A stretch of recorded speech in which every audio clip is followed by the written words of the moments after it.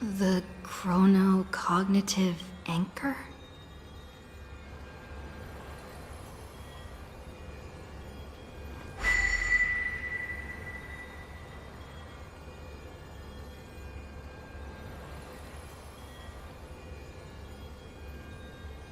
There's so much I wanted to say for our reunion. Yet now that you're back, there's only one thing to say. Welcome back, friend. It's been such a long, long time.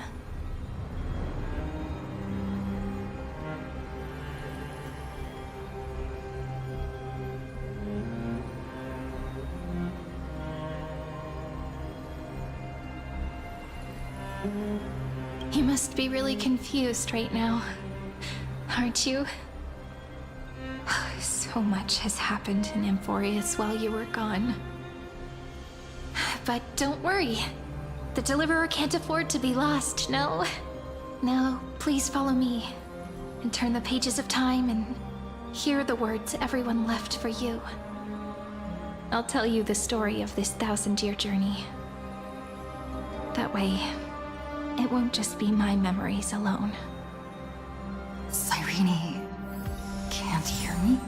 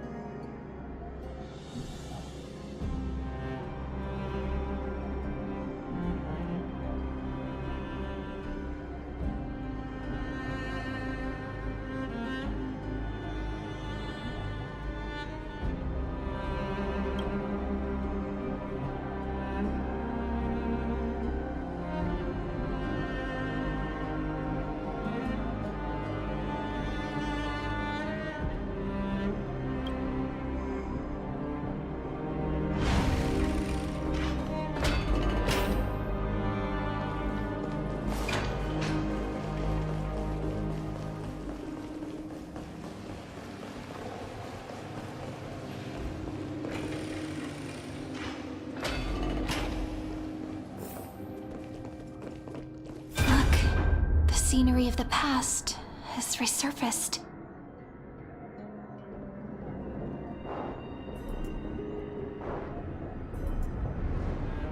Time flies. 200 years have passed since the Deliverer's fall.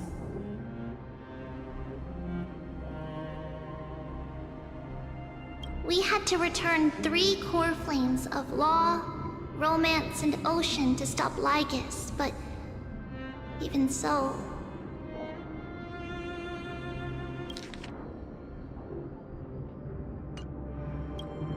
Terravox has fallen.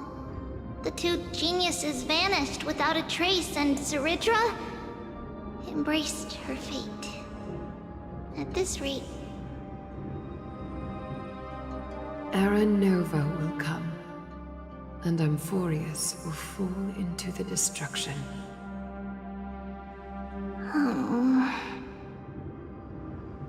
It seems the key to rewriting the end once again lies in the core flame of world-bearing. According to the instructions left behind by those 2 geniuses, we must get it into the Deliverer's hands, no matter the cost.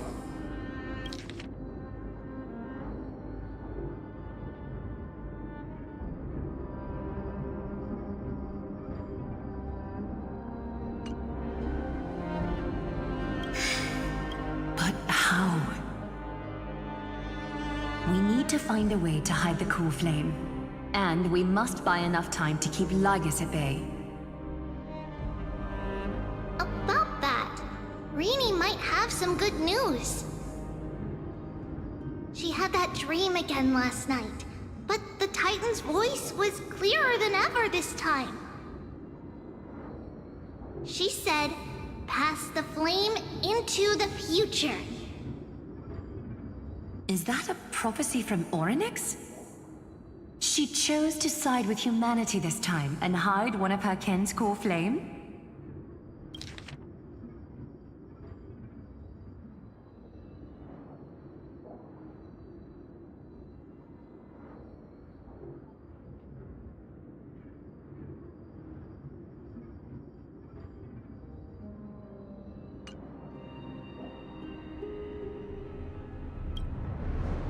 It seems Amphorius' fate isn't sealed just yet. You're right. History has changed. Humans and Titans are both giving their all to keep this world going. Perhaps a relay across the ages is finally about to begin somewhere out there. Unfortunately, life will never go smoothly. Leiden's army is already at our gates, and their commander... that Lycurgus. He's right outside Akama. Light calendar 3960. Zeridra, under the pretense of a campaign against Fagusa, sacrificed 500 Chrysos heirs to complete the trial of law. This tragedy shook everyone in Amphorius. That same year, Zeridra the Imperator was assassinated, after which Aglaya the Goldweaver took command. Thus began humanity's second flame chase journey, a path hanging by a thread. Come, this way.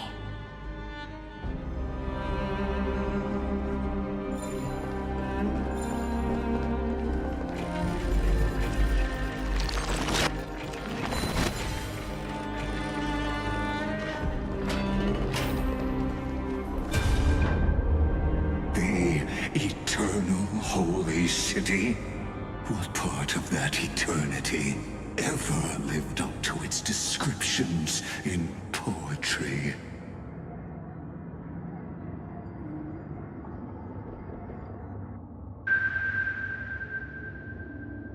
The Marmorial Palace lies in ruins.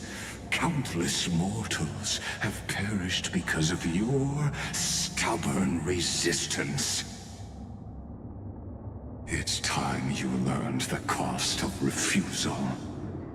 Now, answer my question again. Where is Kefali's core flame?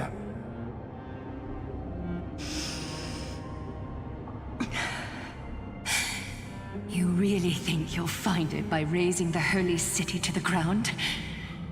From what I see, all you'll get is dust and disappointment.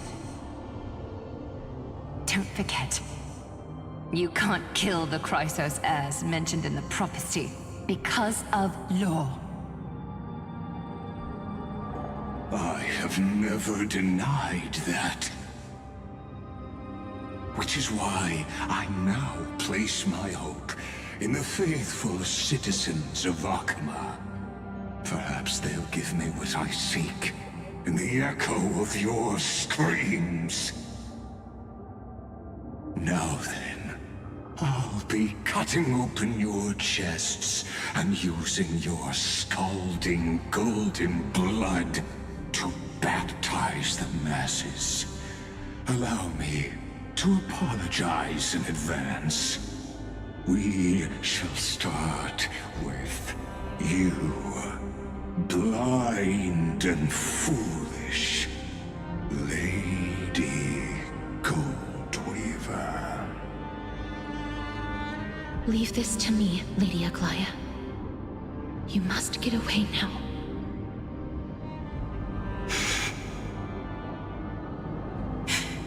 No, Holy Maiden. I'm the one who must stay. What? His conspiracy won't succeed. Because Romance is ready to make good on their promise to weave an indestructible armor for Amphorius. Its name is Solidarity. You must escape with your life and carry word of my death to those still fighting, then keep going with them. Just as the Imperator lit the torch of resistance with her death, my passing will make this flame everlasting. Take good care of it, guide it to the future, and place it into the hands of our deliverer. 50 years later, Lygus led his forces again to Akama.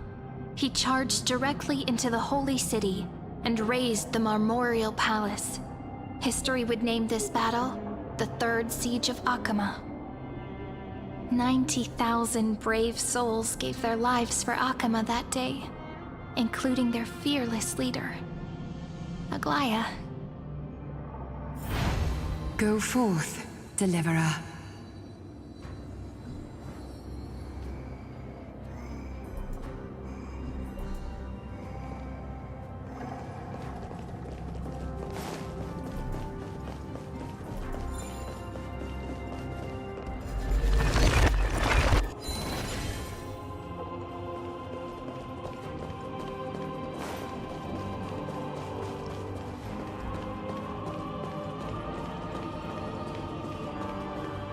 Go. When the frost melts and the snows give way, the flowers will bloom again. You'll find me there.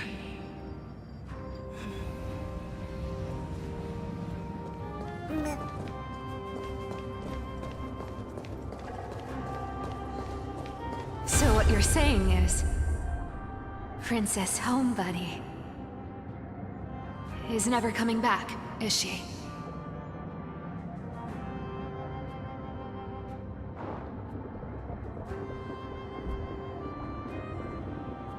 She just left. Like that. Since Cass has made up her mind, we can't let her resolve be in vain. But... between staying in Akama and going to Styxia, what difference does it make when it's death either way? I'm against relocating. With Kefali's protection, isn't Akama far safer than that dead city? Cass's plan doesn't involve any relocation at all. Huh? Like you said, Akama is humanity's refuge. We never intended to get everyone moving to Styxia. It's just on Cass, Hycealans, and me to prepare the final trump card for the Deliverer. Wait, what kind of trump card needs all three of you demigods to throw yourselves away? We must lay down the path to the future so when the Deliverer returns, they'll have a clear road to reach the location of Aaron Nova. Styxia sits where death meets the ocean. There, with the combined powers of ocean and passage, we can summon a current that leads to the vortex of Genesis. And the demigod of death will forever guard that secret path until she returns.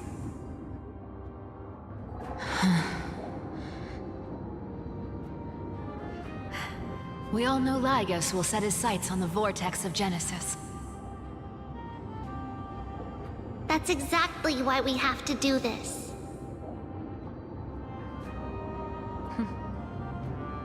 Guess I underestimated Idonia's Maiden of War. She's got way more steel than I thought. And Cypher, we need you to head to Castrum Kremnos as soon as possible. By any means necessary, forge an alliance with Strife. The prophesized Crown Prince has already been born. He shall become the new defender of Akama, protecting this land after we leave. You don't need to worry about that. I just came back from Castrum Kremnos. Only a step ahead of the news. Treeby, something's flying towards Akama, and it's really fast.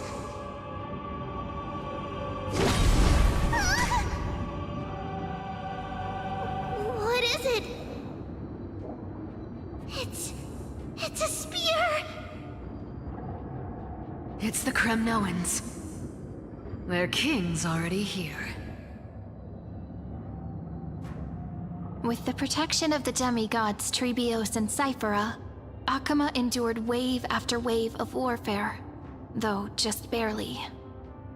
Castorus chose Styxia as the last resort, and completed the trial of death, causing the stagnant waters in the River of Souls to recede.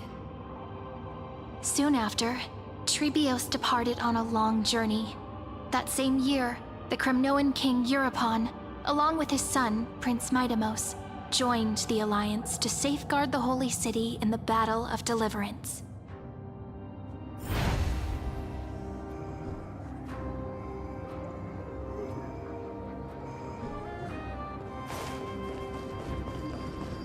Go on, and see you tomorrow.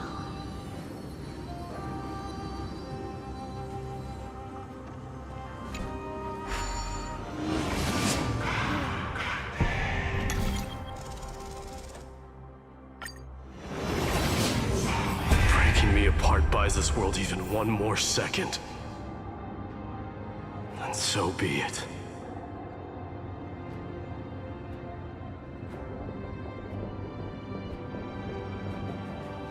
But it's gonna hurt a lot! Pain brings endless torment. But it can never destroy me. I believe that you were thinking the same thing when you stepped through the Gate of Infinity and jumped off that cliff.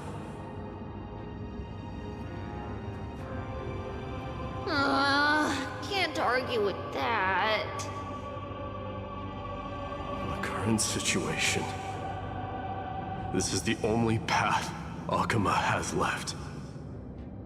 Just do as I say. Split my soul into 5 pieces.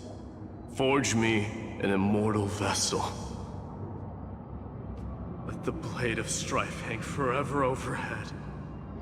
Locked in battle with their enemies to the world's bitter end.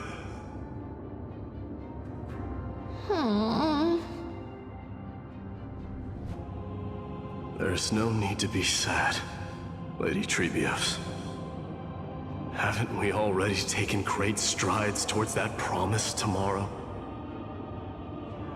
In this life, my people no longer have to drown in false guidance. Kremnos has washed the blood off its fate. Emphorius no longer needs a god named Strife. So let me shatter the former loss and turn the Lance of Fury back into a weapon that protects the world. We understand. By the way, can you do me another favor? The 7 sages from Grove of Epiphany are already en route. They'll arrive in waves to join the Resistance in a couple of days. Among them is a scholar named Anaxagoras. He has extraordinary insight and fears no sacrifice. This soul-rending ceremony wasn't just my decision. It was his counsel. His wisdom will surely be the backbone of Amphoria's survival. Watch over him. Carry on this everlasting flame for me. Through Anaxagoras' ritual, the demigod of strife split his soul into 5. Courage, honor, tenacity, sacrifice, and reason. Each sealed in blood crystal and cast into battle. The people held a 10-day funeral to mourn their fallen god king. And through his sacrifice, humanity was granted 200 years of peace.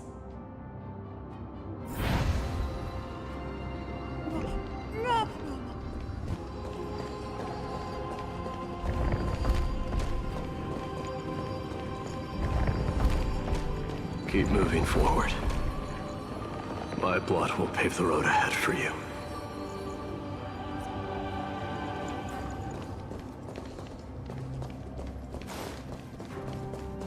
Keep moving forward, little Gray. See you tomorrow.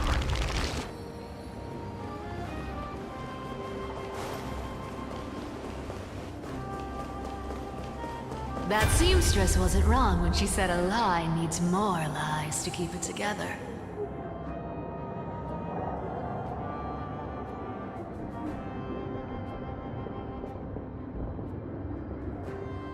Reason and trickery.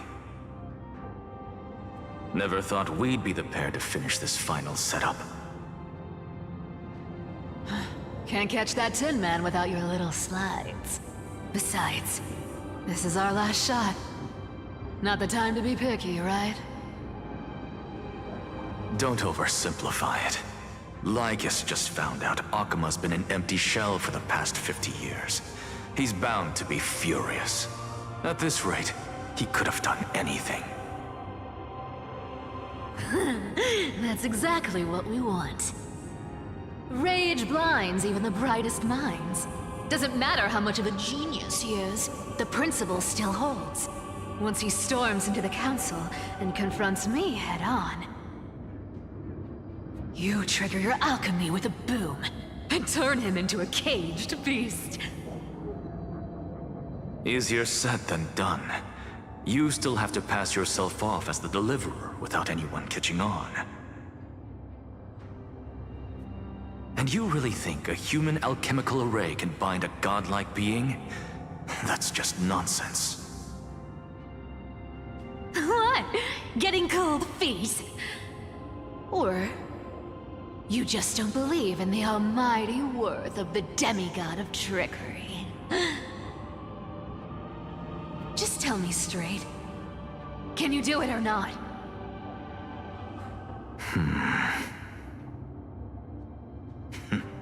Of course I can. And it'll be child's play. But I've got 2 conditions. Since this is the final act, if we're doing it, we go all in. No half measures. Oh, I'm listening. First, shift the battlefield to the vortex of Genesis. It would be more convincing if the deliverer were to appear there. Besides, the vortex is cut off from the world. No place in Amphorius makes a better prison. If you pull that, wouldn't our deliverer have to face tank Lygus as soon as they come back? That clash is inevitable. All we can do is create more chances for her. And that's the second condition. The vortex belongs to Fagusa in the first place, remember? And there happens to be a demigod of ocean among the few survivors in the world. Loop Hycelan's in. Let her join the final act. I'll transmute myself into a Philosopher's Stone and embed myself into the formula. And when the time comes, she needs to shatter me and scatter that stone's ashes into the ocean within the vortex.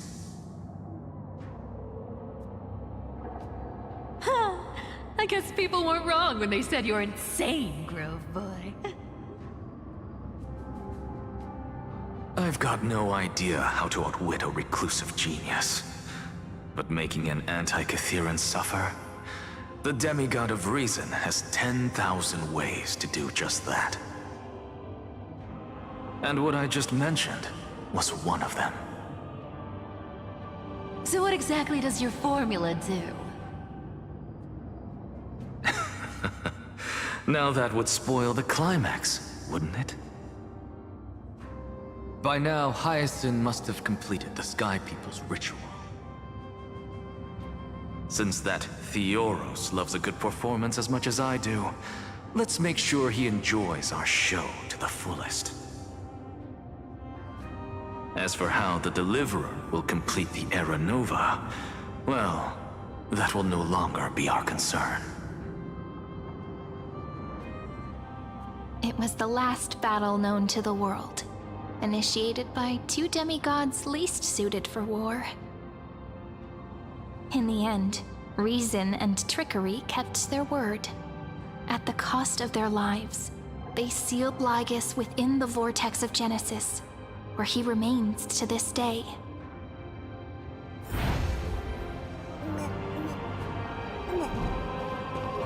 Go forth. Finish the greatness left undone.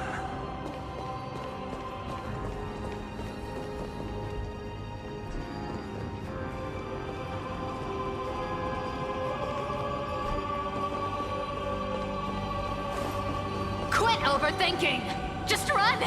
Keep running, and that'll be enough.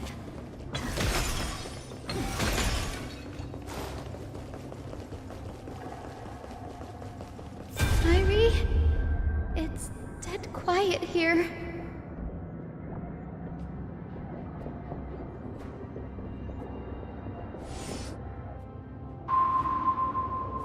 Akuma will stand eternal. Miss Cypher's lie is crumbled after all.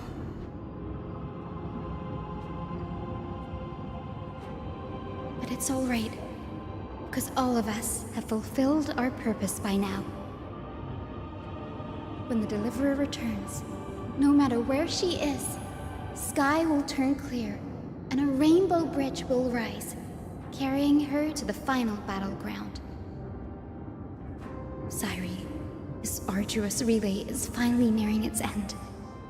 Now, I'm passing the final baton of fate to you, okay?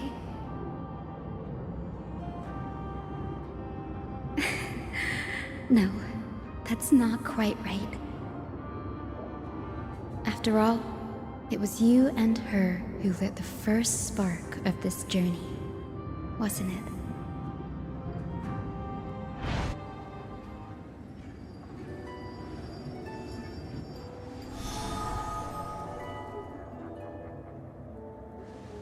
I'll tell you the story of this 1,000-year journey. That way, it won't just be my memories alone. And I'll share the moments I spent with you with everyone. That way, the path we walked becomes a memory shared by all.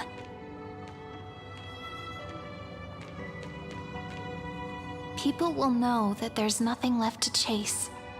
Amphorius has already welcomed the dawn foretold in prophecy.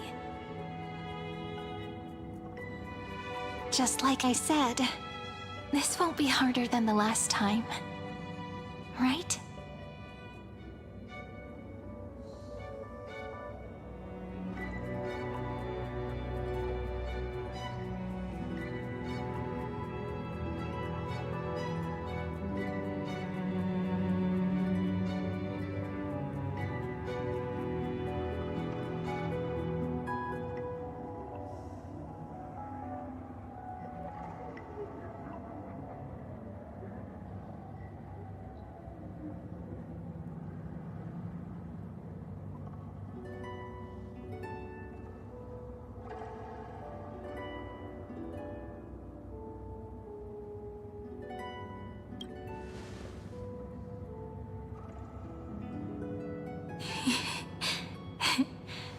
I wonder what kind of expression you're wearing right now.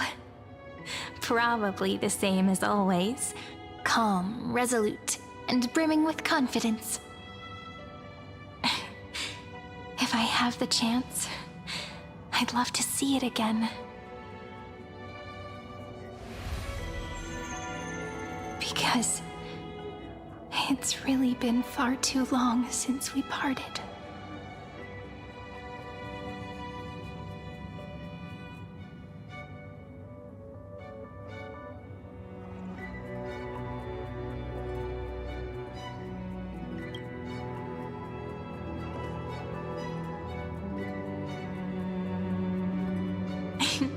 Someone as sharp as you must have realized by now that this isn't reality, but a maze of time. As the last link in the relay, I will return to the Temple of the Three Fates, tell Orynyx all of our stories, and bottle every page we've written into the little flask of memories. And then, may it set sail in peace, drift down the river of time along with the core flame of world-bearing, reach your side, and lead you back to Amphorius. Just like the first time we met, right? Even though this cycle has no demigod of time, time has always stood on humanity's side. This is the only way to make sure that the Era Nova won't happen before you return. And the only way I can safely entrust the completed final flame chase journey to the Deliverer's heart. After all, the new world will be born from your memories, and the protagonist of this story mustn't be absent.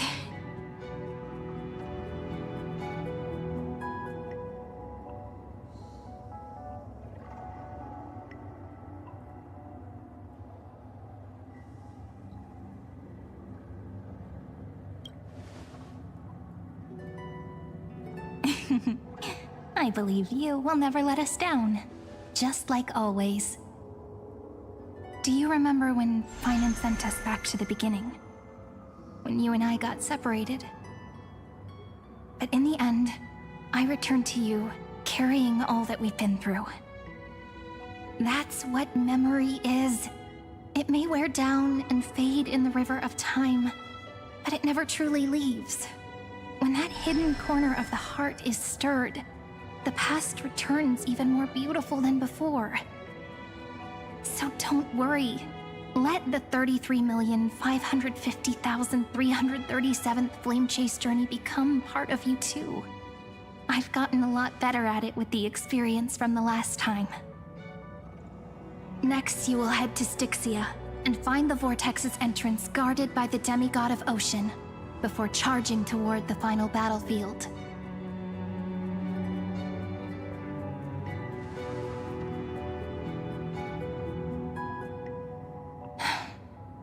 Don't worry.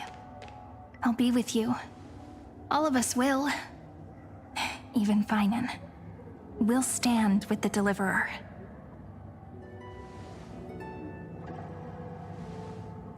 So say a short goodbye, then set off. Just like we promised at the start. Toss away all unnecessary worries and troubles, and bring our smiles and determination into tomorrow.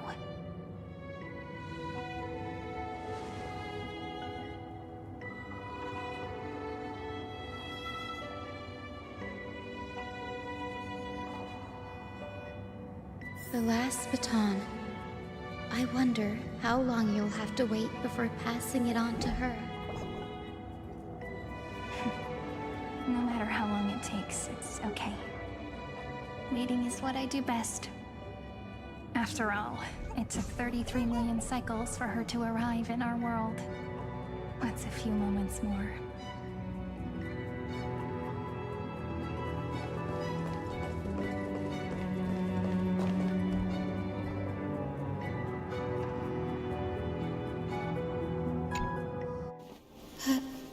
Sairi? What if you wait and wait, but that hero never arrives? That won't happen. Because I know that no matter how long it takes, she'll definitely return to this place. We can't let her down.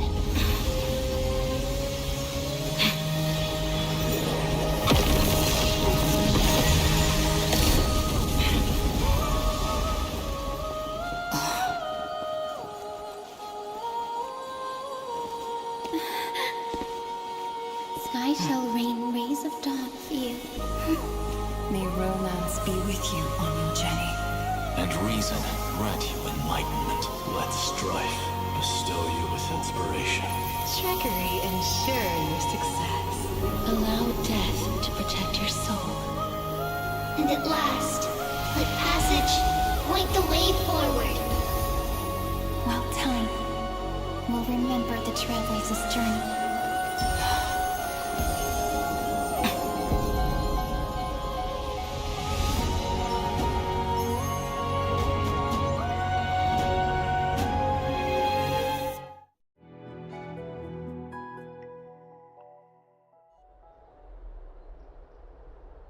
Is this Styxia? What happened to this place? I need to find the entrance of the vortex, guarded by the demigod of ocean. High Sealens. Is she still there? Long time no see, Trailblazer. Generation after generation of Chrysos heir heroes have tried to defy fate with their blood and tears, either voluntarily shattering their souls or waiting in eternal solitude. But alas, fate can never be defeated.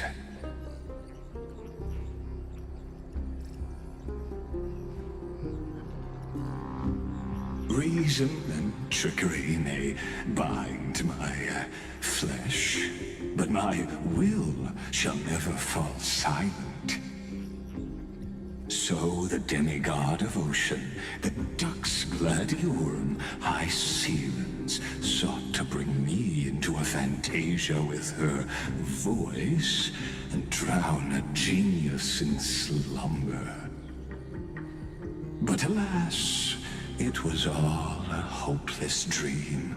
That warden fell before I did, due to erosion of time, while her prisoner remained unchanged.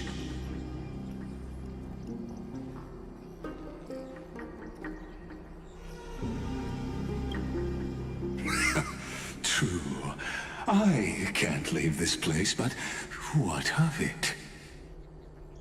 You should have heard of this fable. In a shadowed cave lived a people, imprisoned from childhood, and chained so that their legs and necks are fixed, forcing them not to look around at the cave, each other, or themselves. Behind them is a fire, and before them loomed the stone wall of the cave. The flames cast shadows, while the rocky surface threw back echoes. To them, that false play is the whole world. Yes, I'm trapped in the cave, but I know it's all just a fleeting illusion. I don't struggle in dreams. I wait. And now, my deliverer has come to defeat me and save this world that never owed you anything. Oh, you'll need to awaken the singer here and unseal the prison called Vortex of Genesis. You'll be the one to unshackle me and bring the cave crashing down. Of course, I don't mind waiting a little longer. Let me guide you through this next illusion. One last memory from that prison warden.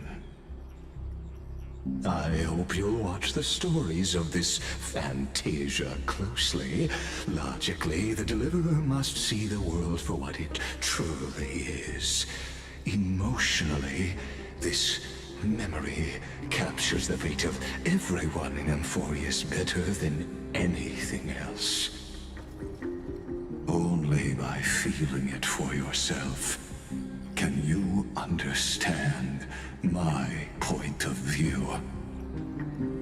The meaning of destruction.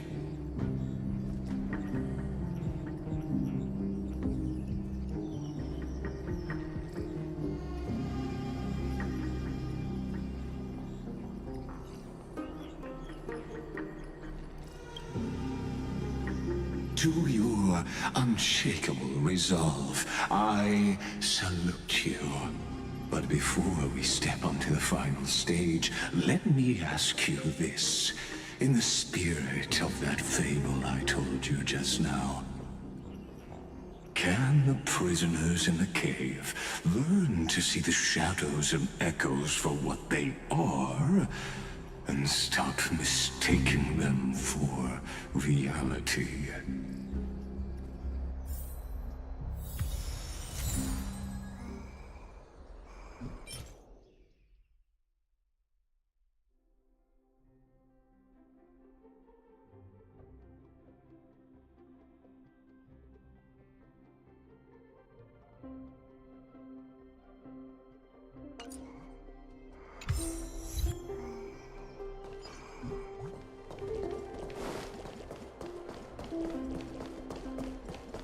Look, the fire projects the face from her memories.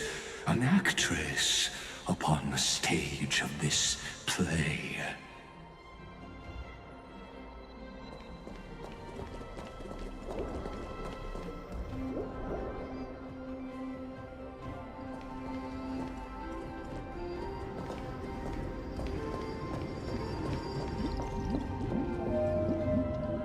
The dark tides flood the sea, and our kingdom teeters on the edge.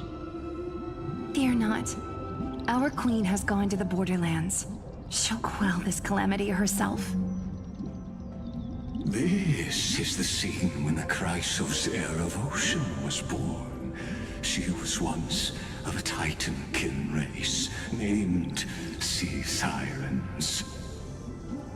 At that time, Kozlana had suppressed the Black Tide's rise, but he was unable to remove Virentomb from its roots. The Black Tide still roiled in the depths of the world, and the kingdom of Sea Sirens was the first to face the destruction head-on. Listen, I heard Electra's voice. She's calling to us. Let's go. Her voice carries the queen's command.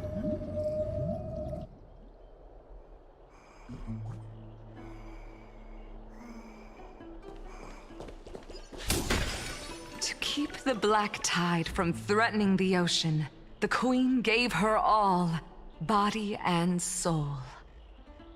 Born of the queen's chalice, she bore the deepest blessings and inherited supreme divine power.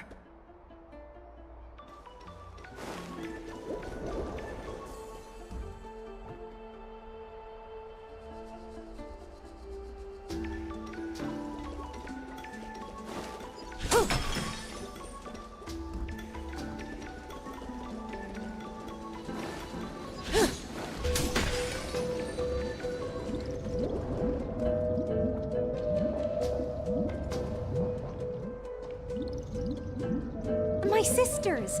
You're finally here! Of course, Electra. Your beautiful melody drew us here.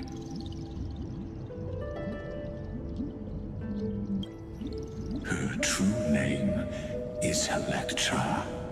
This is a reflection of her former self, clinging to the past with aching defiance. The Queen summons us. She must be near exhaustion. The Black Tide will soon enter our borders. Then what do we do? Will our seas fall to darkness and terror as well? Don't worry. We shall lift the chalice in her stead to catch the Black Tide, and stand together to safeguard our realm and its people. Such tiny Titankins, thinking they can stop the tide of truth. How naive. And that naivete is the root of all suffering.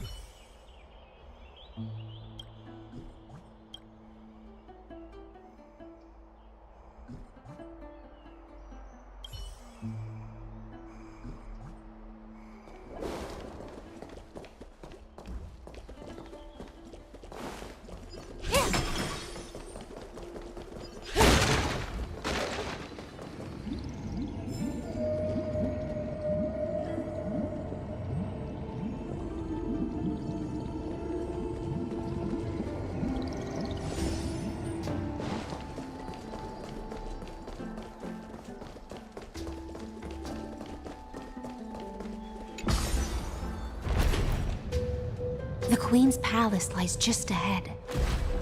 Even her once graceful form is now tainted and drowned in dirty mire.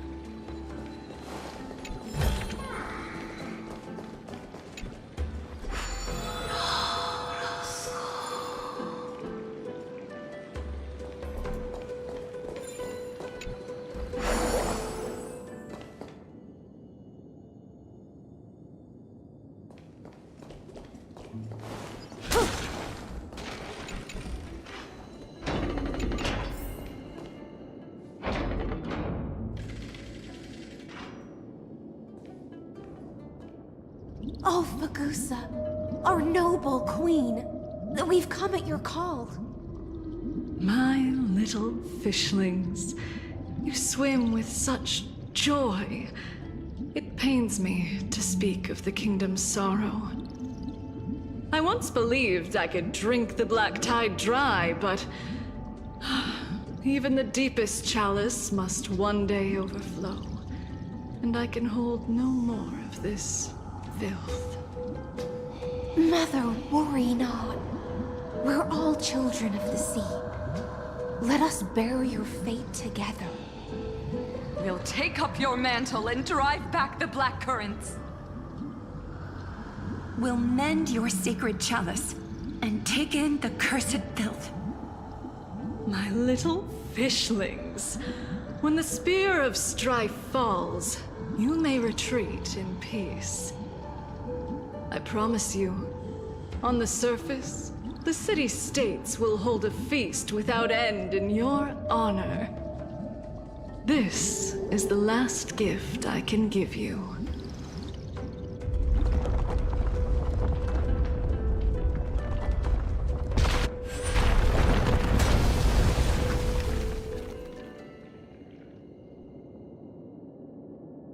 Fagusa sank into the abyss. With the chalice shattered, their intoxication spilled into the black tide, birthing the first madness in Amphorius. Sea sirens followed one after another, hunting for the Titan's fragments, until their flesh decayed and their bones crumbled, all for the promised final feast. Keep watching, but tread carefully, for the stage ahead is crumbling with age, just like her shattered fate.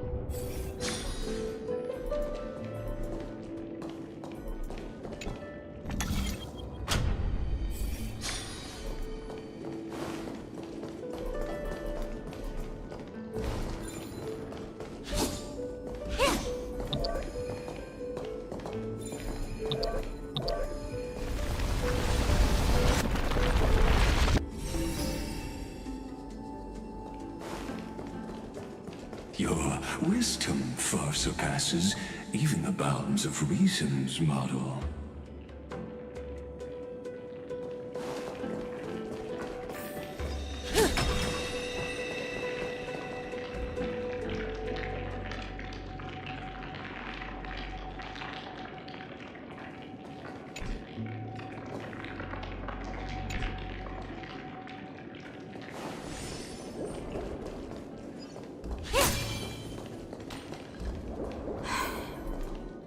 Can't get through. Looks like I'll need the miracle orb nearby.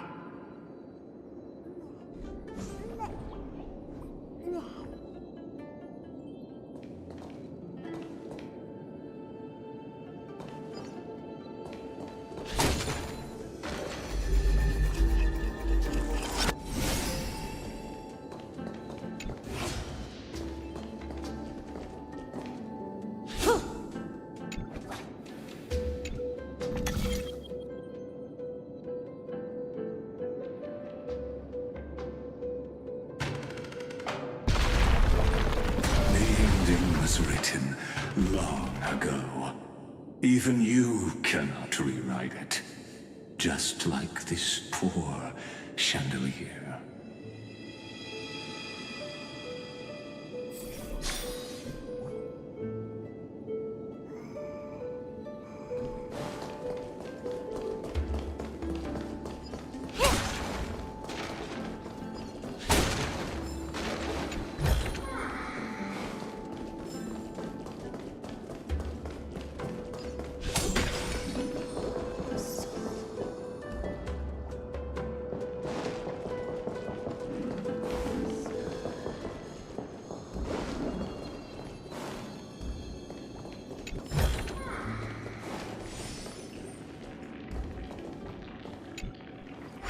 Electra!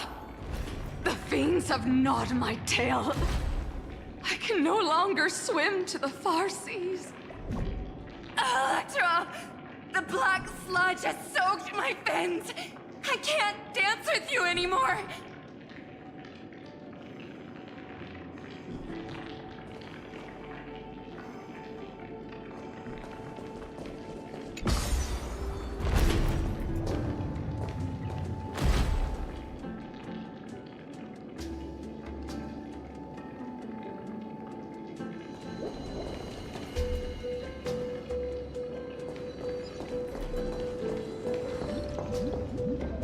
Sisters, don't give up. Remember the Queen's promise of a feast in the city called Styxia. I haven't forgotten. It visits me in dreams every night. I dreamed of a shining city, its lights piercing the deep gloom of the seabed. I dreamed of children placing garlands on our bone horns, and poets praising the sea sirens for shielding the world. But what a shame. We can go no further. Please, sing to the humans for us. Sing of the deep sea's legend in our place.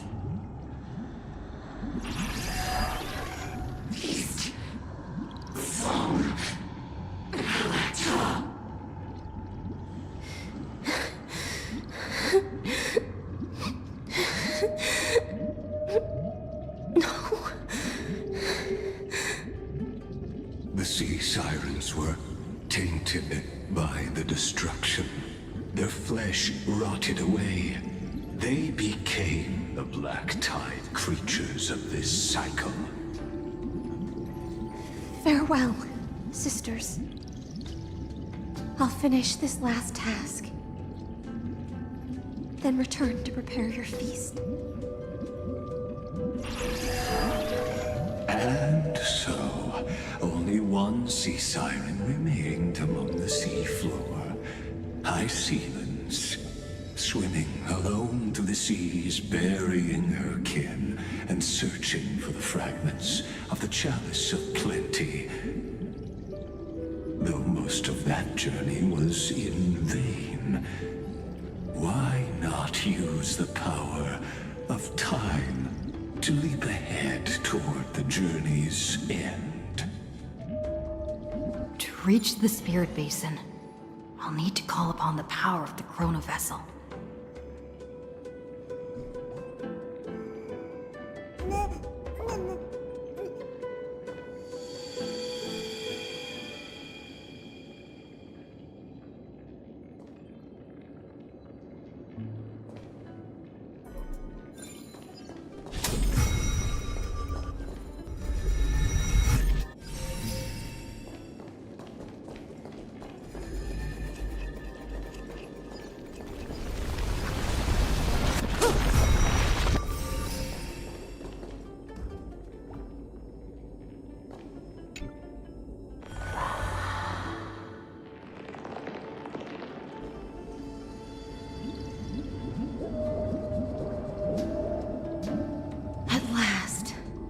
The Chalice of Plenty is whole again.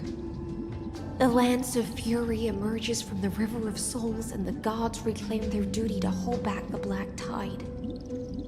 I am freed from endless toil, and now walk toward the rites at Styxia. I bore my sister's dreams upon my back, took on a graceful human form, and hoped to find a grand celebration on the shore. My fins became legs, my scales became skin, and the sea foam on my body became a shimmering gown. But when I stepped onto land, there were no festivals with honey brew, nor poets plucking harps. Only silent death, drifting gently along the River of Souls. When she fulfilled her wish, she only found Styxia to have already repeated the mistakes of previous cycles, and was swallowed by death. Hopes and promises are nothing but the foam of dreams. I am a sea siren, a vessel born to contain the tides. Now that my task is done, and the promise is broken, how am I to go on in a world drowned in shadow? Fagusa, my noble queen. She evaded my questions with drunken stupor. She told me a grand feast awaited me in the surface world. So I wandered lost, groping through the dark. The feast she spoke of. Where is it? Lonely Blade, I shall grant you everything you seek.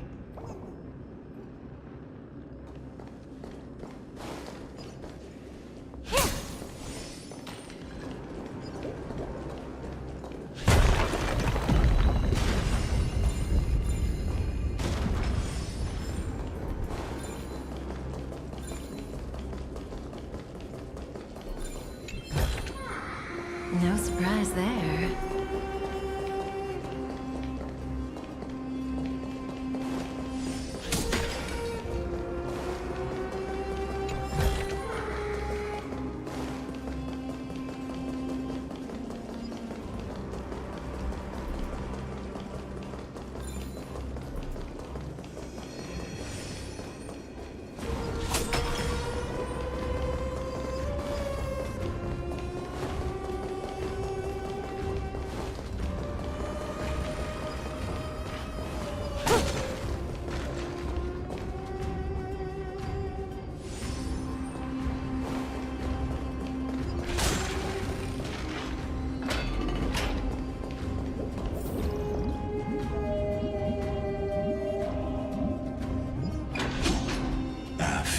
Wandering the surface for ages, the lost sea siren met her future conspirator.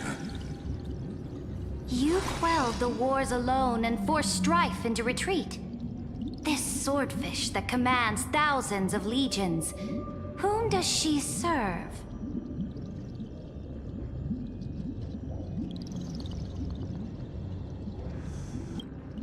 Yes, Ceridra, long before she became the Imperator, was already burning with ambition. Sovereign who follows prophecy. I am no one's sword. I am just a wandering fish, seeking clarity through bloodshed. Then how about letting the sword dance for me? And letting the violin sing in my name? Tell me, what is it you seek? All I want is a feast where I might belong. Such a demand is trivial with the Sovereign's authority. I'll grant you a banquet worthy of conquest and comrades to toast beside you. But Knight, you must offer me your heart. My heart? Yes, a loyal heart that will generate no betrayal. You were deceived by gods and drowned in the ocean's darkness. But now, I will lead you forward and be your light. So be it, noble monarch. The law you proclaim shall govern my every breath. So be it, noble monarch. I am simply becoming someone else's vessel once again, and accepting a duty given to me. And thus, in her hollow drift, she finally found a new purpose, like sunlight piercing the deepest trench.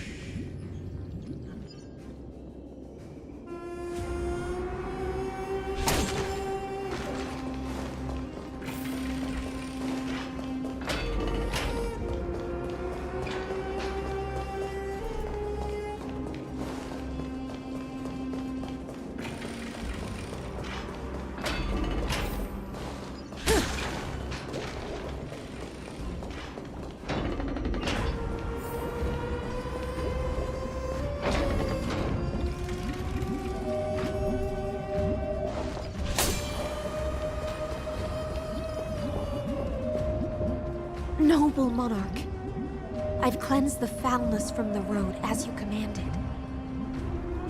My blade, you've helped me ascend and take the crown. Ask, and you shall have your reward. What I desire is the same as before. A feast. Look, I've prepared you a grand banquet. The finest honey brew and tributes await. Fish are drawn to light by nature, for the deep sea knows only gloom. Now I found a flame. It may scald and burn, but it's the only light. Come, let us join the feast. Perhaps the path forward lies hidden among the revelry.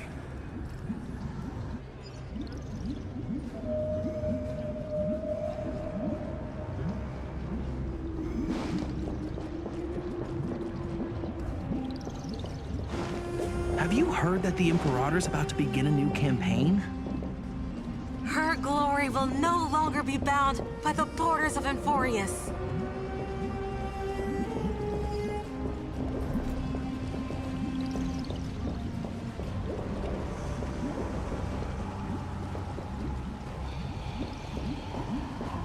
My faithful subjects, tonight's feast is not just for the past. It's a toast to the future! Born from our golden blood is an unstoppable colossus. Our iron beast to trample the universe! Great monarch. I've heard the universe teems with great threats. Can we truly remain invincible? Fear not. Before the troops of the destruction, such rabble is no more than cosmic dust. Surely there's a planet draped in oceans out there in the stars. Once I claim it, it shall be yours to rule. And to the rest, your triumphs will not go unrewarded.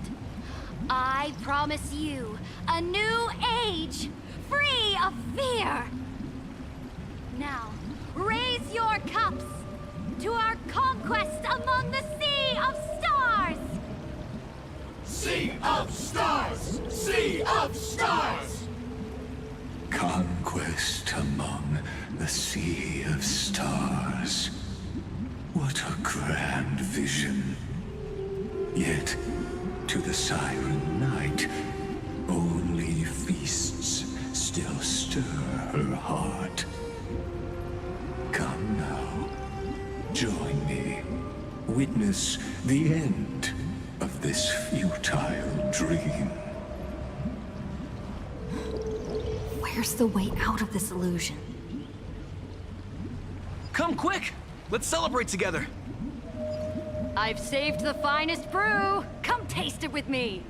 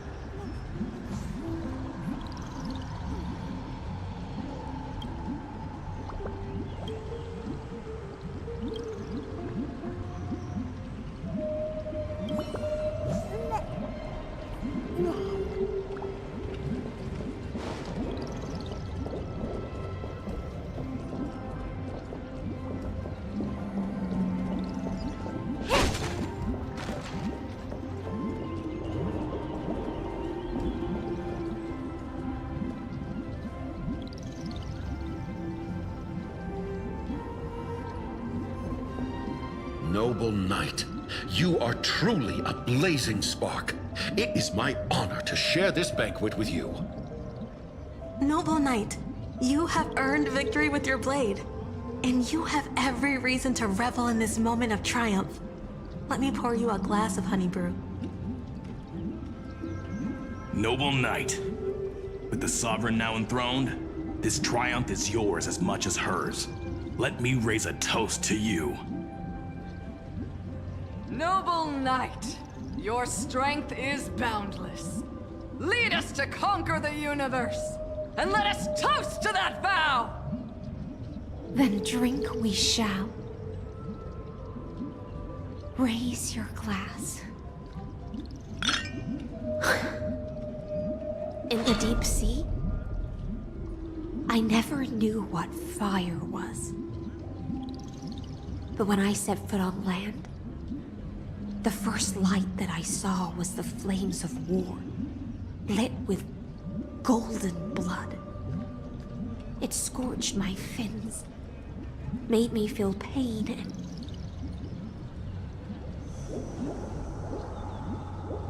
ignited an unprecedented hunger. A hunger that flickers in every hero's heart. So bright, yet so blinding. Look! The monarch herself has taken her seat! Hear that? The court sings her praises! Come! Join us and praise her glory!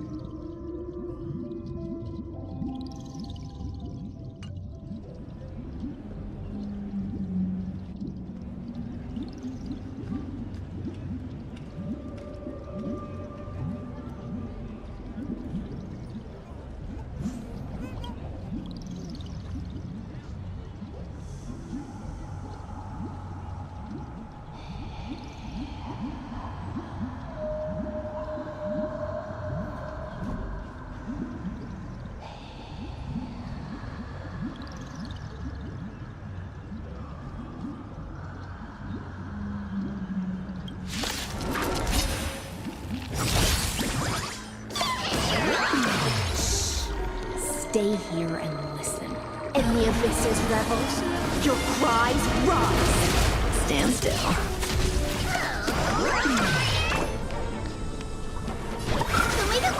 Don't worry. Don't let It's waves just a open your scrape. throat. Sink with me. Relax. I weep for the departed. It takes a fall.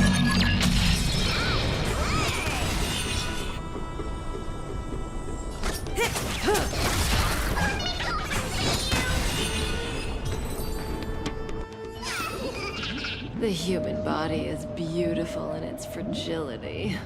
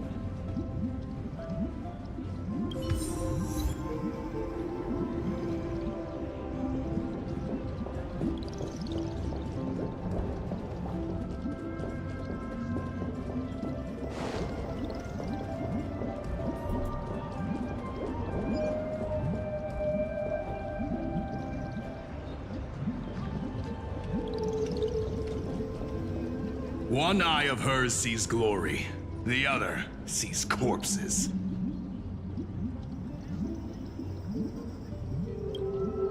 And yet, she cherishes the name of glory more than fear and death. As they say, the coward died 1,000 times before his end.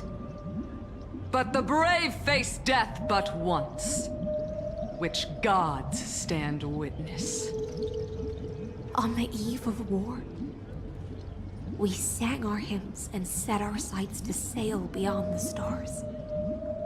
The legions will climb aboard the beast, riding it like currents across the cosmos. Planets after planets flew the flags of her crown. Realm after realm was ignited by her flames of war. As the final resistance fell silent, a vast empire rose from among the stars. And this small pond at last embraced prosperity and peace. That's how the story ends. Tell me, visitor, in this dream, did you enjoy the show?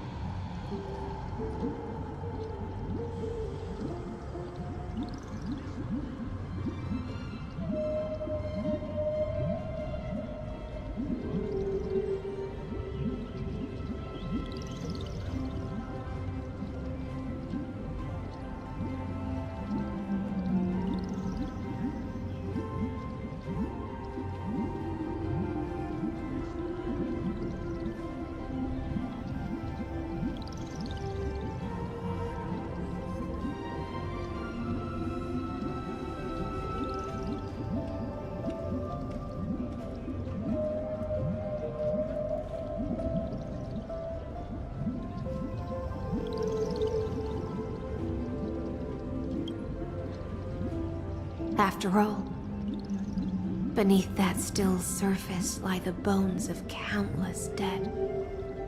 It's time for me to wake up from this drunken dream.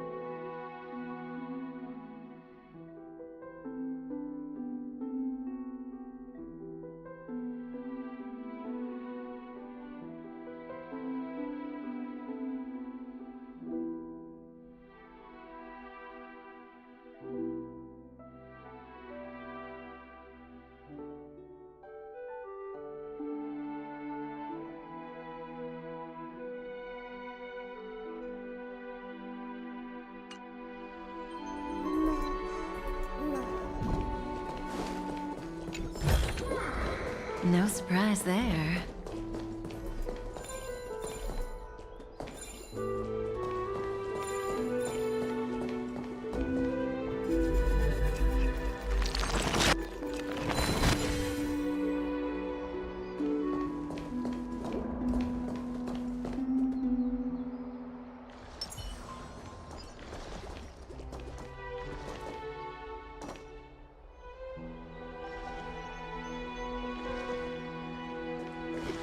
Stream forth.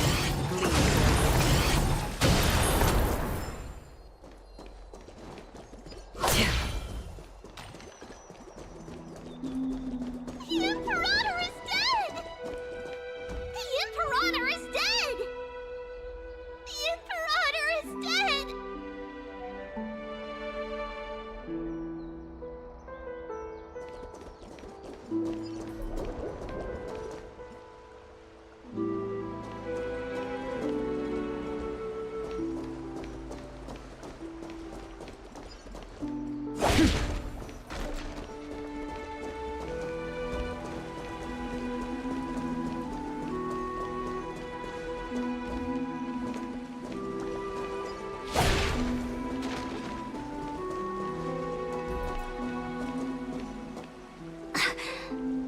People once cheered for my ascension. And now they cheer for my fall. The cosmos. The battlefield that I cannot reach.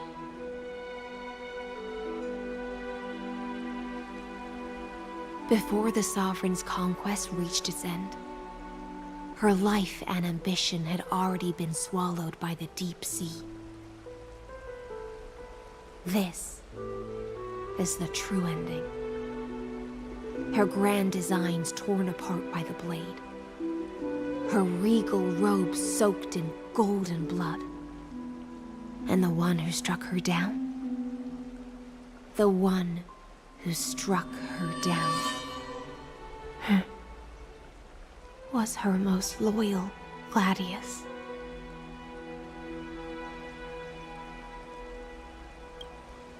I don't need to explain myself.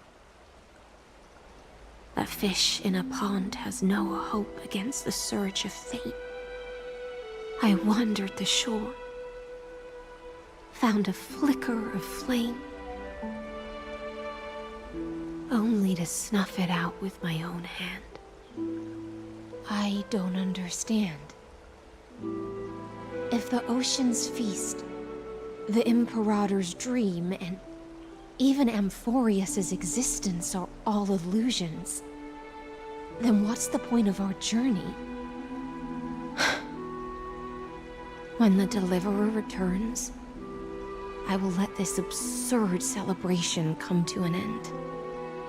But Greyfry, I can't help but wonder how I dearly wish this feast of the Flame Chase would never end. It seems she sensed your presence. The Fantasia's foundation is starting to crack. Let's return to the prologue. Remember the allegory of the cave?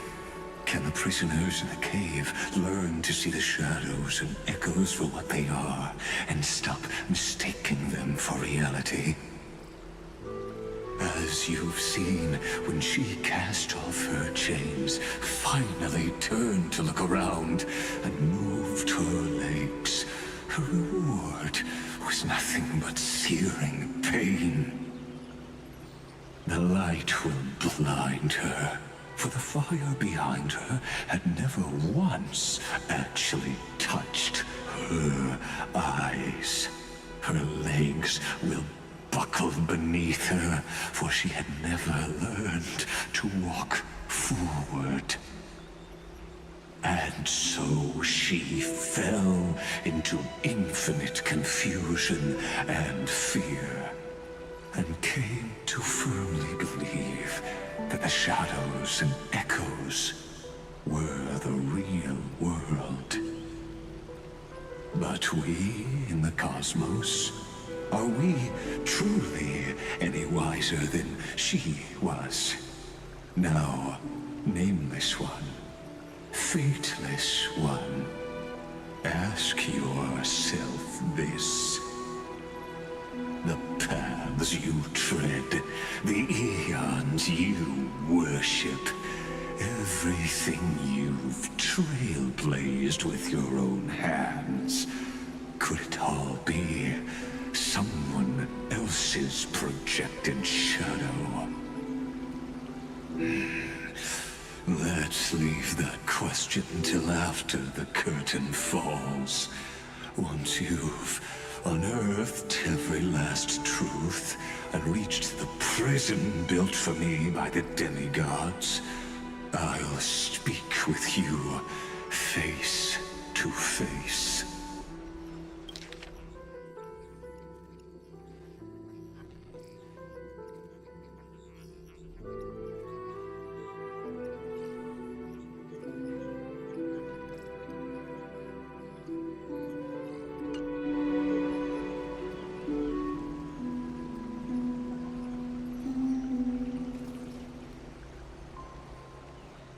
I, the Theoros, have walked the 30 million histories born by Kozlana.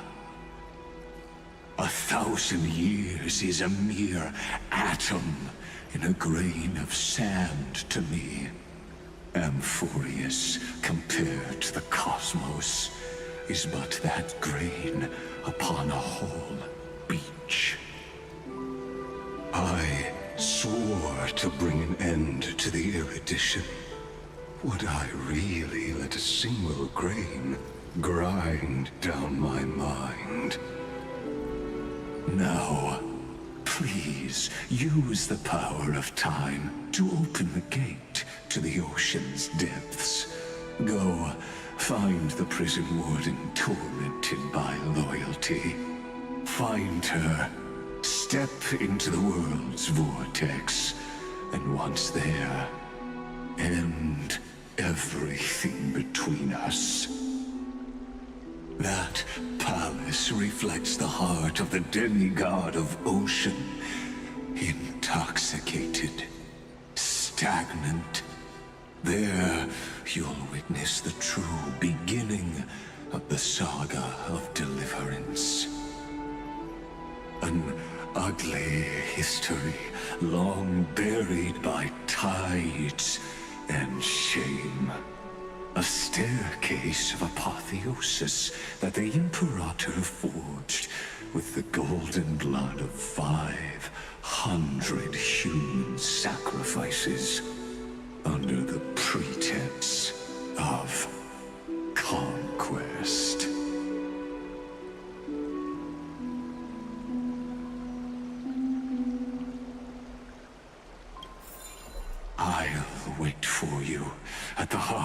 the world.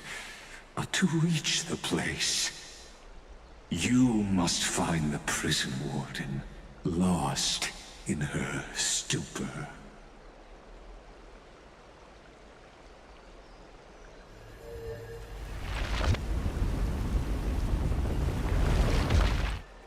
Beyond this door lies the path to the Vortex of Genesis.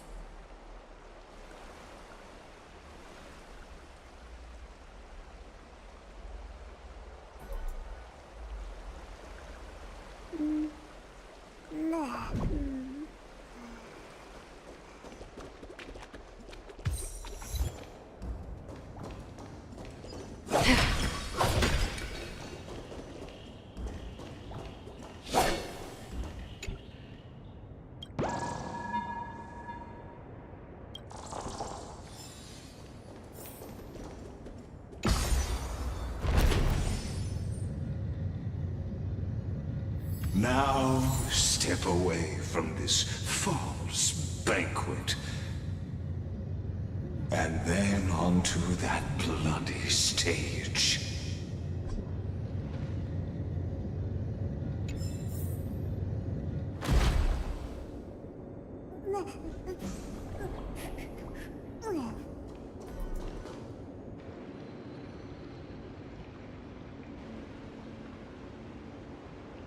The palace that worshipped the ocean, the sanctuary connected to the vortex, was also once the battlefield of the first flame chase.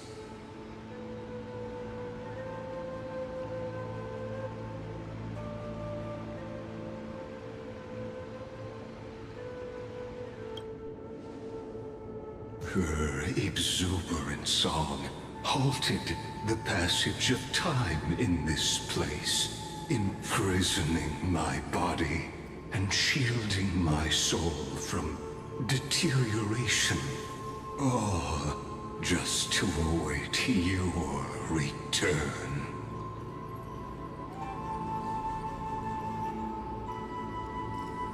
The twisted time and space reflect her confusion.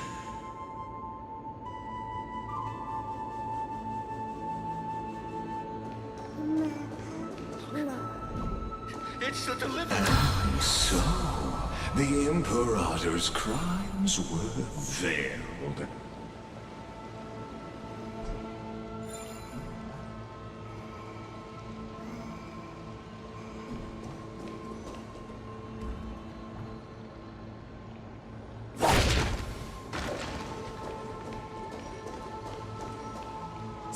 Stay away from Apollonius!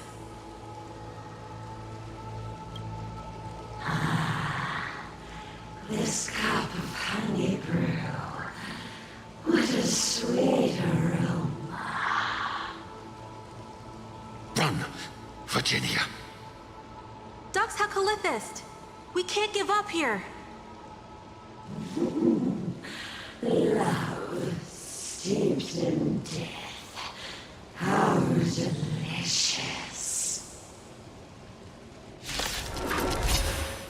Sadly, all you see is fragment history.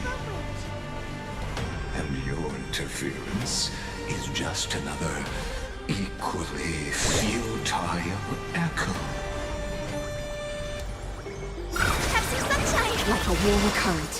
My May thanks. this faint light dispel the gloom, restore the skies. Stand still.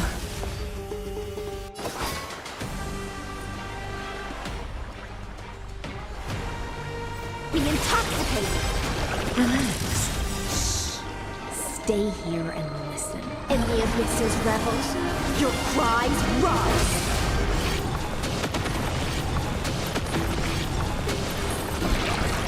I weep for the departed. It too shall fall.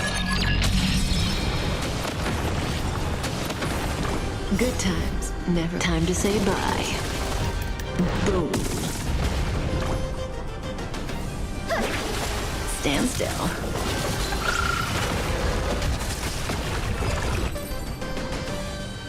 Apollonius, look. I chased the enemy away.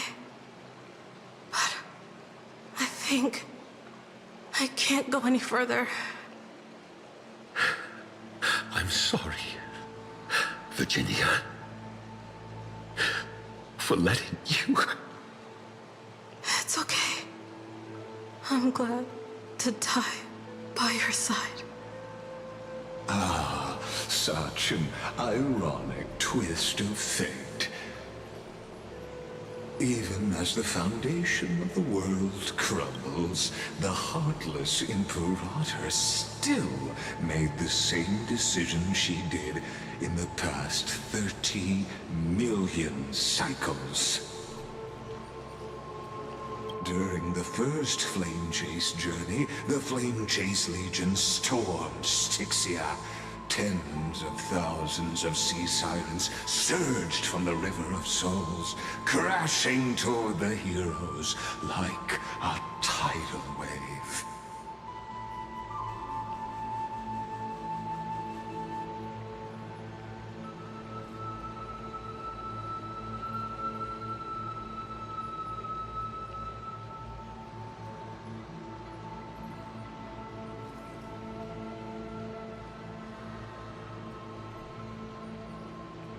The hell before you is the recreation of that very battle.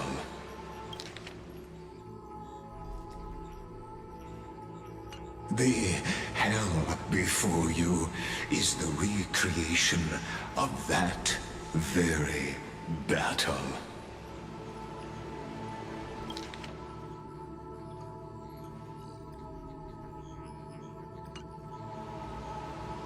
Apollonius, look. I chased the enemy away.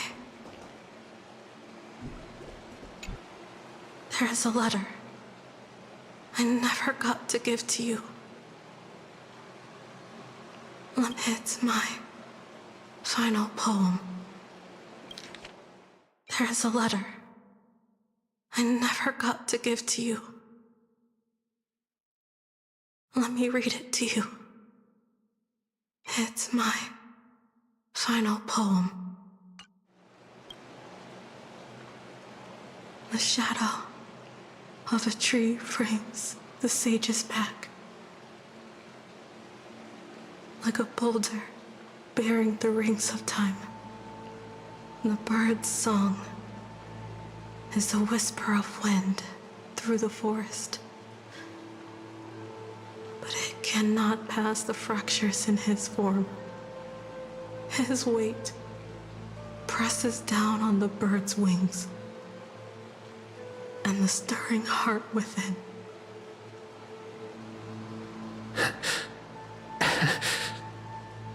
I always wanted to tell you. You look beautiful when you read poetry.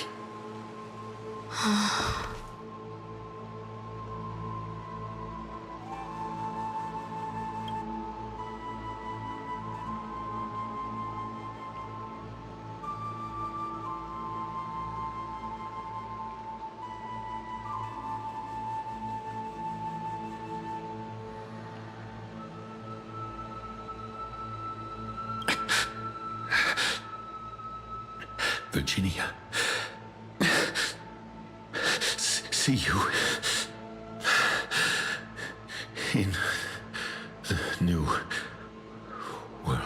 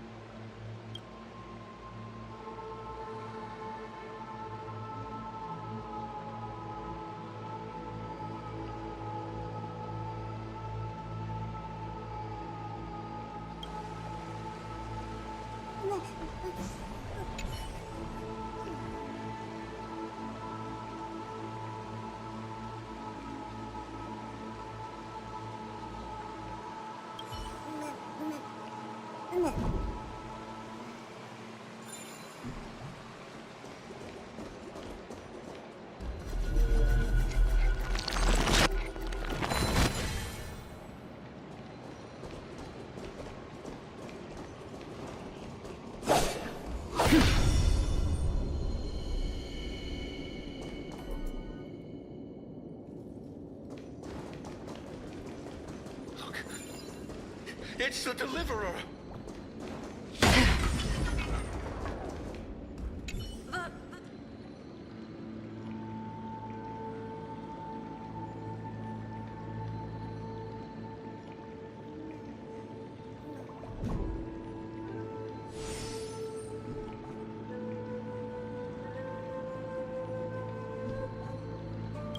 Look, it's the Deliverer!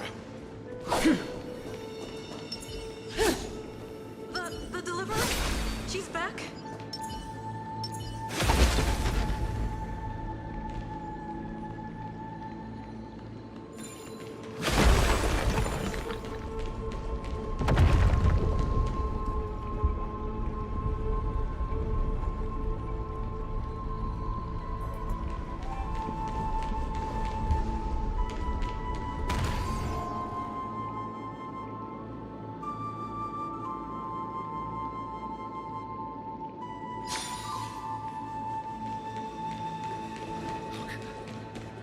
It's the Deliverer!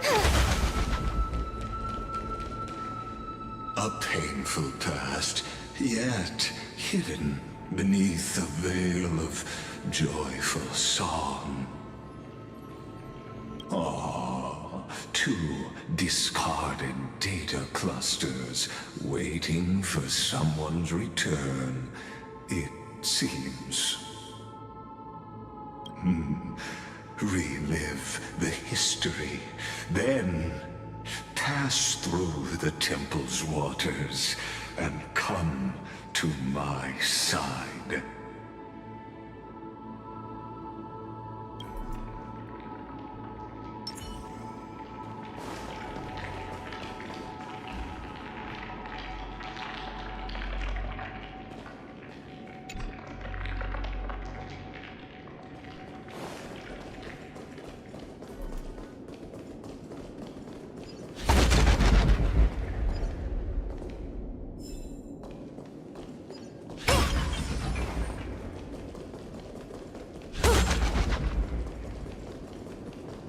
Isn't that the Deliverer? You finally made it!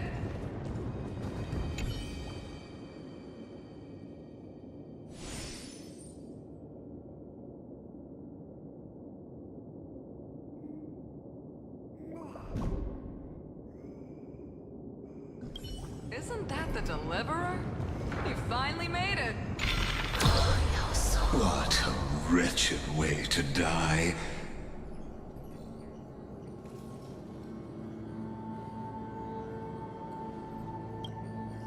The Flame Chase Army, devoured by warbling fish, never saw it coming. Look, the cruel Imperator and her Knight Commander, the pitiful Warden. What a perfectly matched duo of test subjects. Their hands drip with blood, golden blood. Raise the bridge and cross the river of fate. This path of the prisoner is far from over.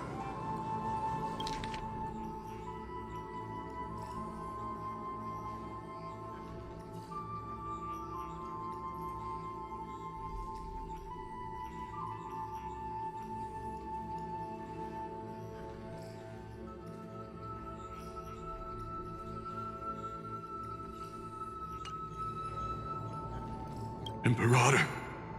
Imperator! Did you see my gallant deeds, Imperator?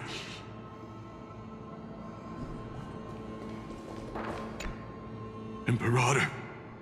Imperator! Did you see my gallant deeds, Imperator?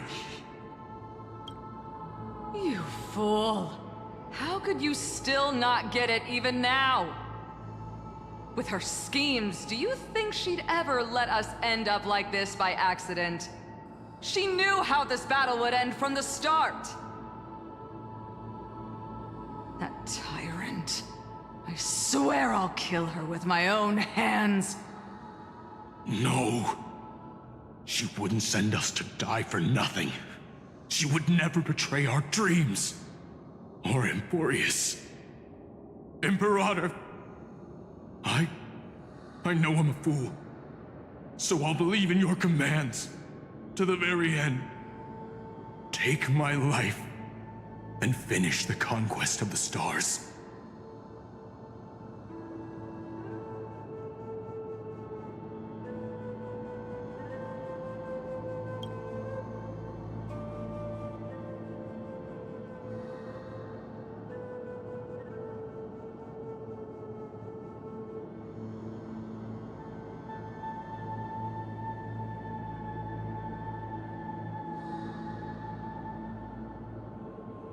You mutt. Looks like I won't get my revenge after all, tyrant. Without me, your conquest is doomed. I'll be waiting for you in the River of Souls to slice off that crown-wearing head of yours. Remember this. I never bowed to you. Or fate.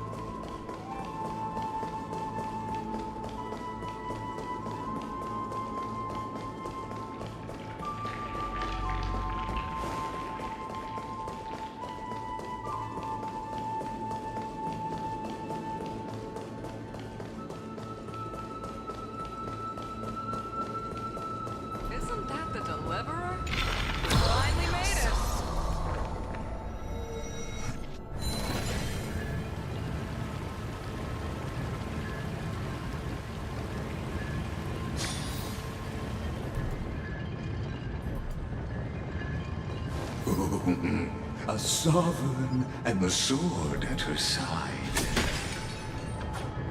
There are countless counterparts across the cosmos. Most of their stories end in tragedy.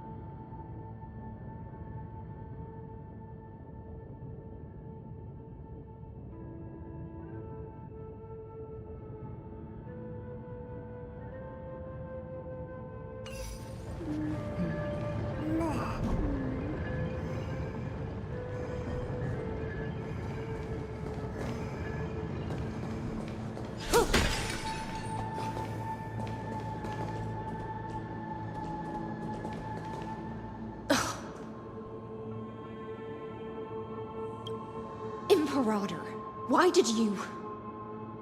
You're here, Dux Gladiorum. You ordered me to seal the sea route and handle threats from the rear. So why didn't you wait for me to return? Why send the Vanguard ahead and let them die in vain? Die in vain? No, you're wrong. Their golden blood won't be spilled for nothing. The other dukes have paved the road for me to become the god of law. The trial of law? You never spoke of this to anyone. What is... The one who wishes to bear law must purge this world of its curse, and offer the blood of the accursed as sacrifice. I pondered long on what Talantin meant by blood of the accursed. Then, I found the answer. You, I, and every Chrysos heir summoned by the prophecy are the accursed ones. Just like that arrogant Theoros said, our golden blood is the agent of destruction, the antithesis of the world's fate. Dux Frigoris, Dux Brumalis, Dux Helcalethist. Their fate was sealed at that moment. Dying on a glorious campaign was the final gift I could give them. You speak as if they didn't die because of your cold-blooded schemes. Was their loyalty meaningless to you? Losses are a constant on the Flame Chase journey, among which even life itself holds little value. If a subject marches to war without that conviction, then yes, as you said, shallow loyalty means nothing. And what about my loyalty, Ceridra? You sent me away under the pretense of guarding the rear. Was there any shred of humanity left in you? Because you still have a duty no one else can bear. Only you can uphold Fagusa's divine authority. The choice is yours now. Cast off the chains of loyalty and drive those blades through my heart. Or stand with me and sever the ocean's last breath. If you no longer share my vision or believe in the new law I seek to weave for Amphorius, then go on and end me. The Imperator of Amphorius may be ruthless and cruel, but never a liar. When I say life itself holds little value, know this. I am ready to sacrifice everything for the ambition to conquer the Sea of Stars. Now you've seen it. The brutal Imperator was willing to spill the blood of 500 heroes to complete the trial of law. As for my poor warden, her suffering had only just begun.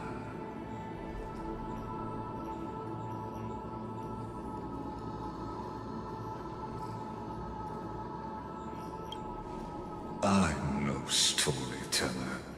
I have no duty nor interest in filling in the history you've missed. I just want you to witness the monstrous choice the Imperator made before the Chrysos heir turned their blades against me.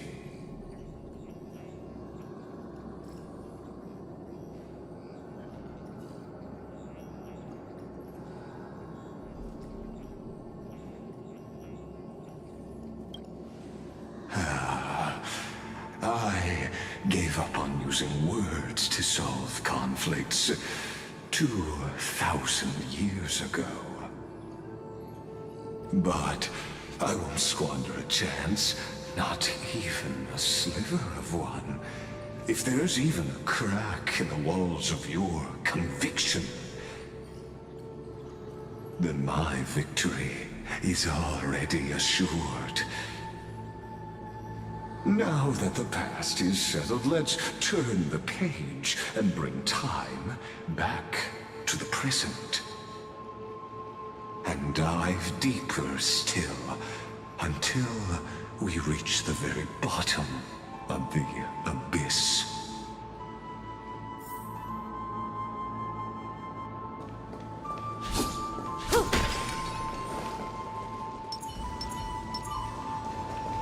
Stream forth.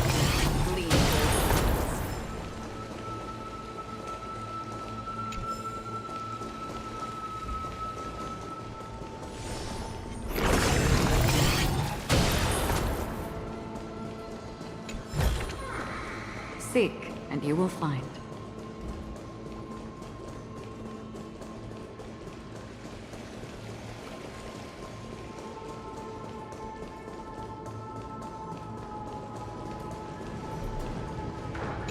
Is the path ahead underwater? I need the Oryx orb to bring back the chrono vessel from the past.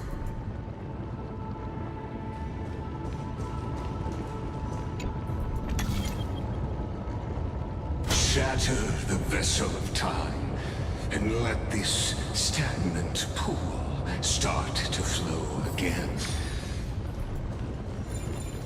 Just like the broken fate of Amphorius.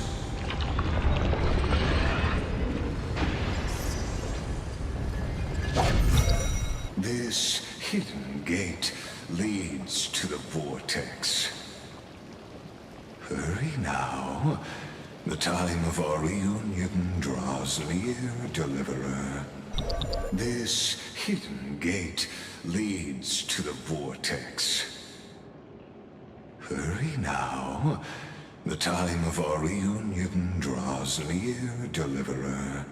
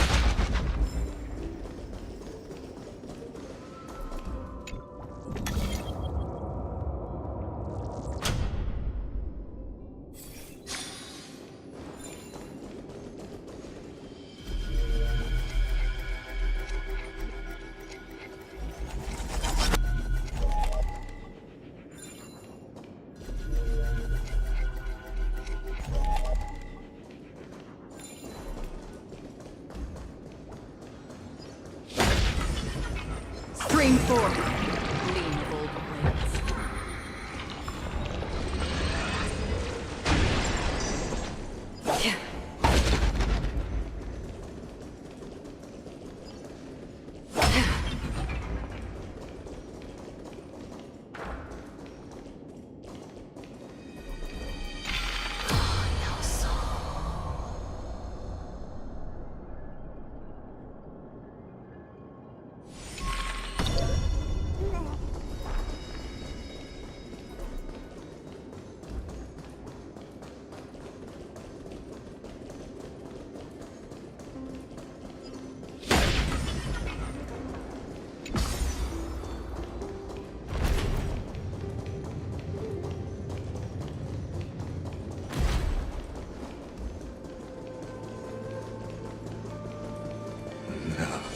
This cruel journey will reach its end at long last. The fleet that rode the waves was dragged down into the deep. The flame-chasing nymphs were reduced to ash.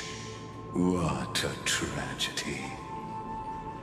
And you, Deliverer, shall bear witness to this golden death.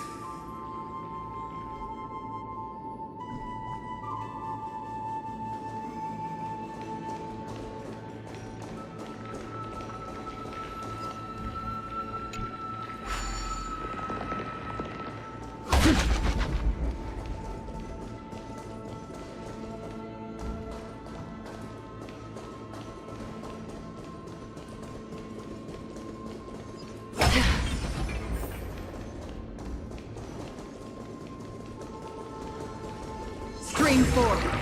Gleam of old plains.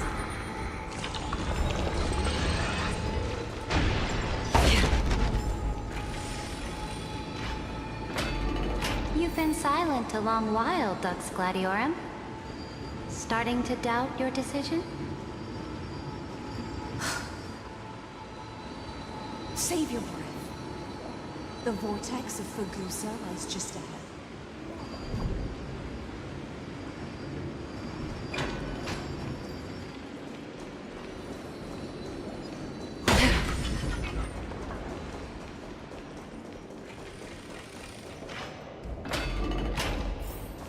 After the trial, there's nothing left between us. So you'll stop swimming toward the stars, Dux Gladiorum? I was always a creature of the sea. The stars in the sky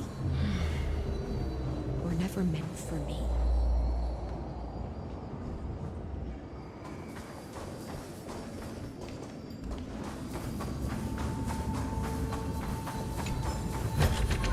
Don't forget to let your friends in on the action.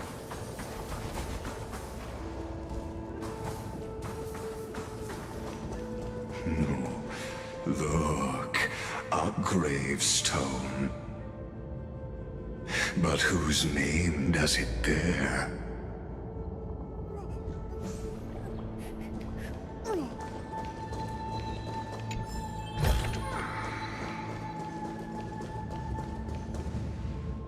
It was here that the prisoner, who thinks herself the prison warden, made her choice.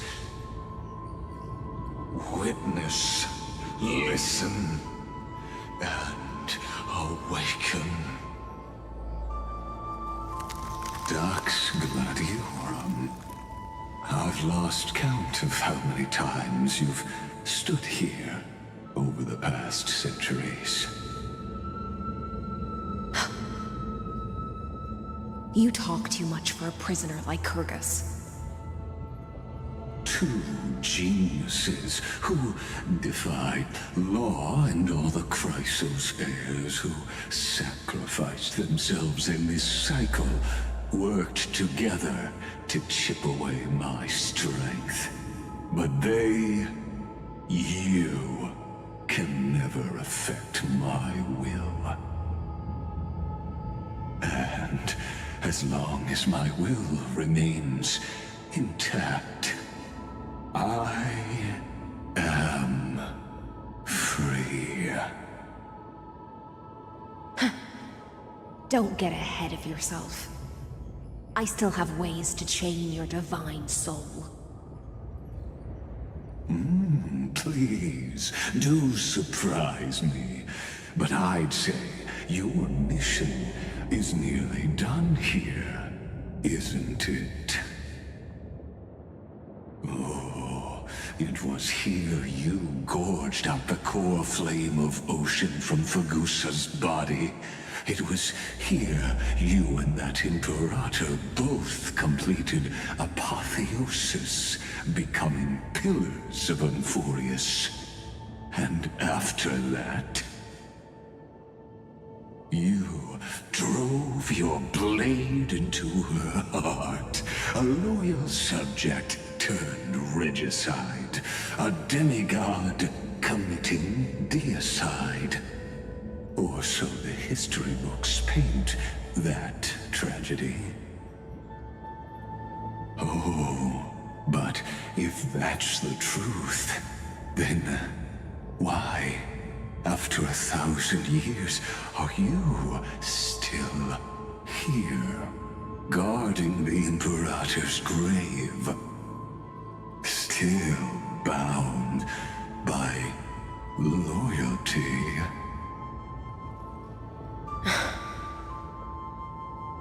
Come to think of it, perhaps I'm not the only one imprisoned here.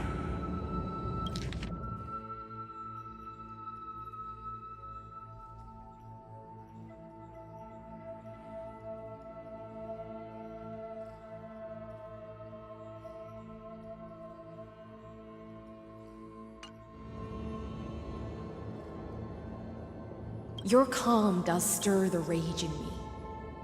As if the one paying the price here isn't you, but us. The ones who lost everything. That's only because I've waited 13 million lifetimes for my vision to be realized. Countless millennia. Loneliness never once showed me its fatal side. In fact, for a prisoner of the cave, it's more like an old friend. One that helps me think. But you're different, Dux Gladiorum. Loneliness has crept from the silent depths, sinking its claws into your mind. Bit by bit, it's peeling you apart. Will you regress into one of those lost mad sirens? Oh, what a shame that would be. You're right, Lycurgus. Loyalty, curse, the fall of my kin, and this endless waiting. These shackles are too heavy for a fish that cannot perceive any light. I can't break free of the whirlpool that's pulling me under. Nor do I have the unwavering resolve to force myself to wait for that person's return, as everyone hoped for. Deliverer from beyond the sky, my executioner. How much longer until she arrives here? Or will she ever return? I don't know. And I doubt anyone does. Then, what will you do?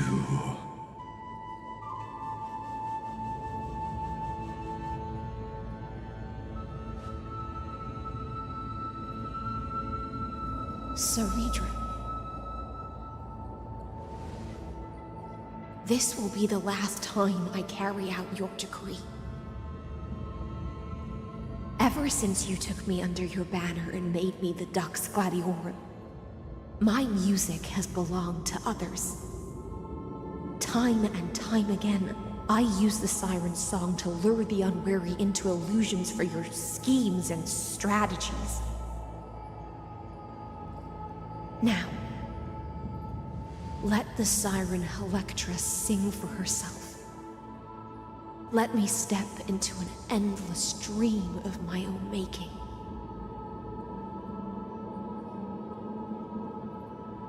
Oh, great ocean. I offer you the rest of my clarity and my freedom, in exchange for the strength to stand against the nihility and honor the sacrifices of the fallen heroes.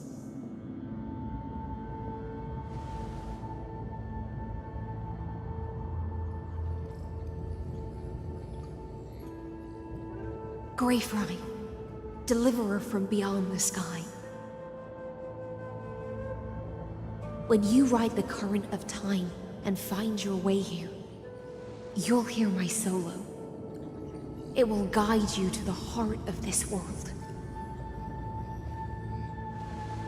By then, I may still be lost in my self-wrought slumber, but I'll uphold my part of this long relay and guard the shackles that seal the Theoros. Do you still remember? To awaken someone from a siren's voice, you'll need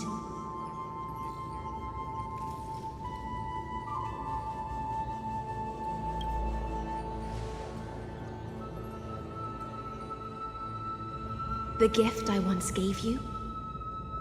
May you still have it when the time comes.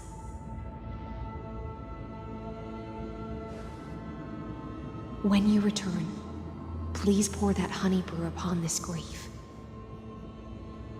It holds the story of all our struggles and sacrifices. May you see it one day. The prelude Amphorius wrote for your return, carried forward through a 1,000-year relay.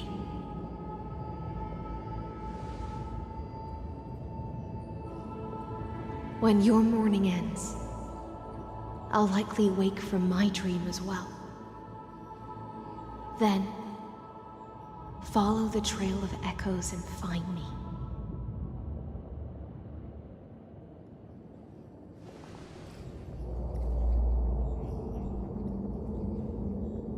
And together, we'll bring judgment upon the sinner who defiled the erudition.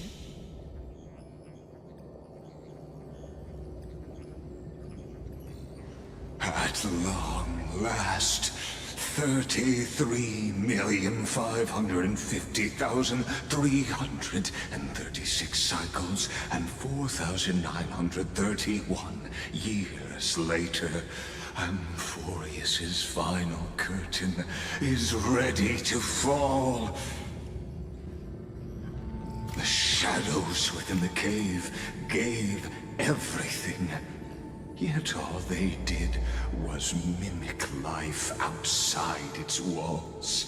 A futile effort steeped in sorrow.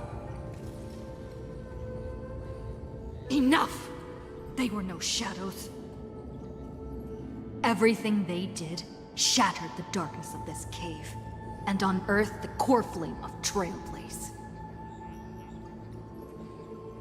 And now, with that core flame, I'll light the dawn of Amphorius!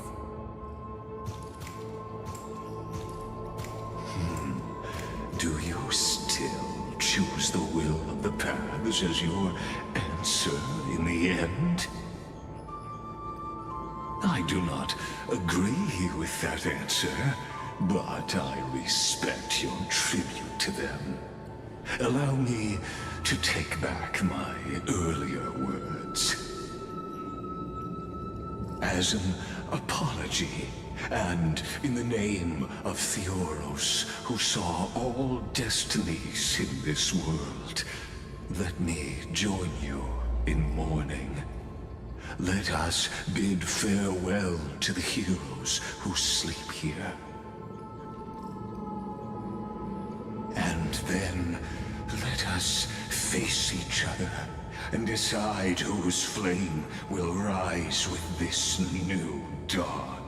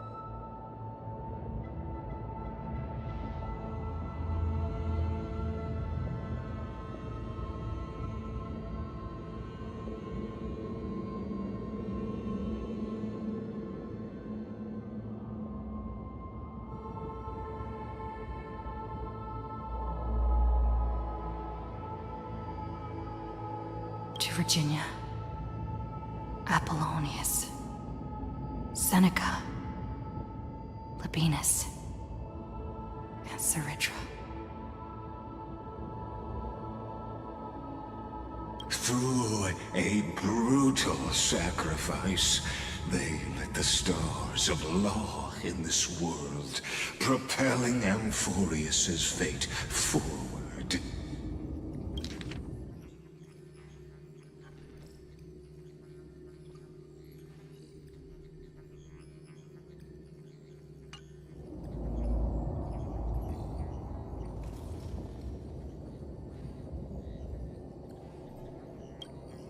In the shimmering mirage of illusion, they entrusted their dreams to ride among the stars, to the hero yet to come.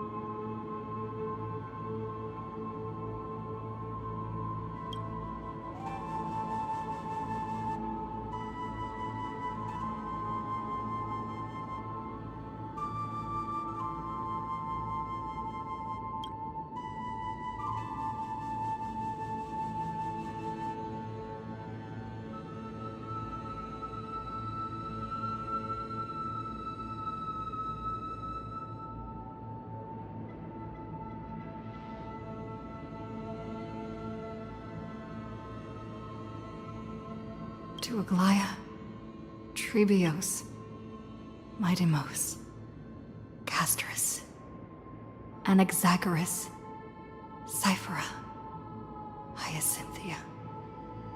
In a relay spanning 1,000 years, they stood against enemies far beyond their strength, and won a bitter victory through what seemed like futile resistance.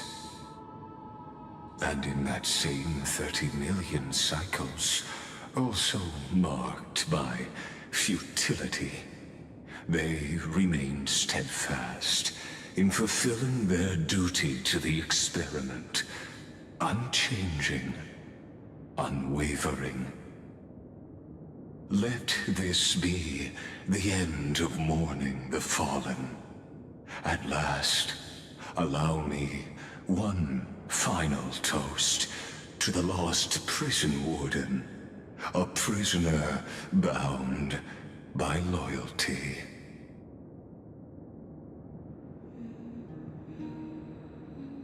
That voice. Could it be? Bathed in the honeydew of Fagusa, she will awaken from her 1,000-year dream and sing the final song of her mission. Hysealans.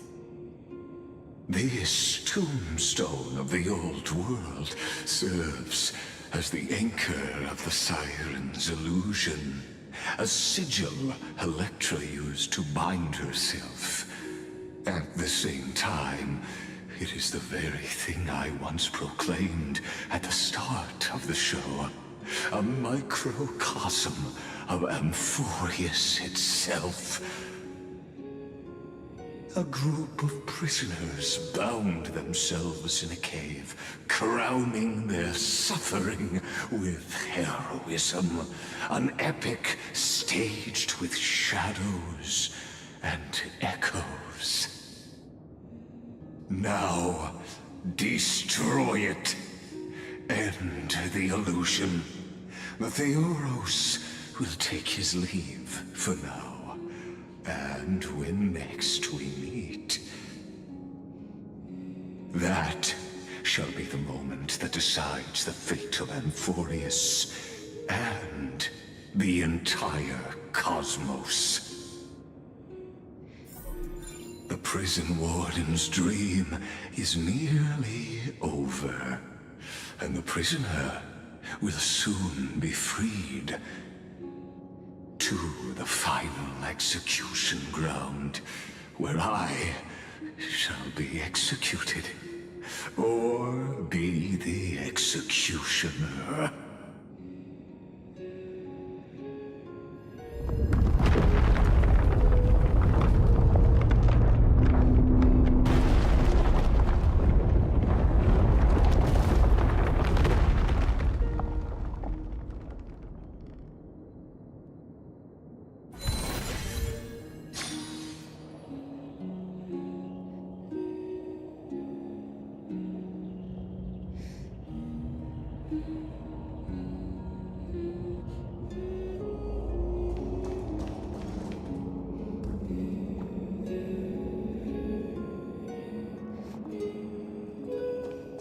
This world and I shall halt here until we meet again.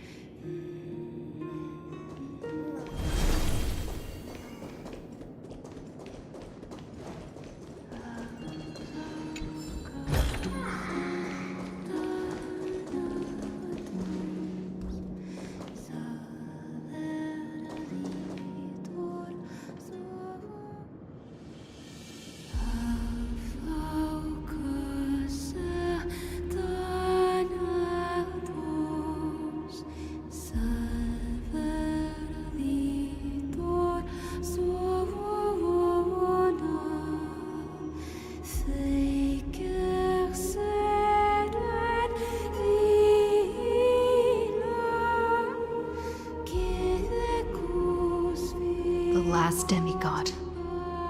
I'm here.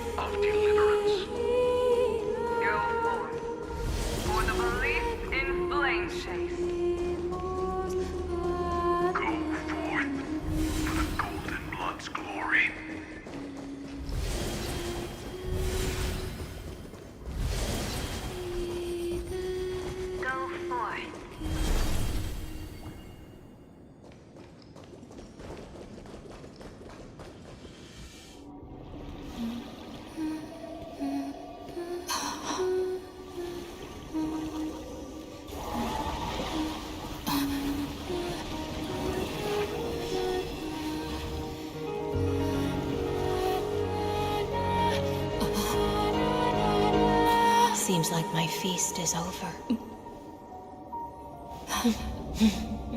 It's now your turn to perform.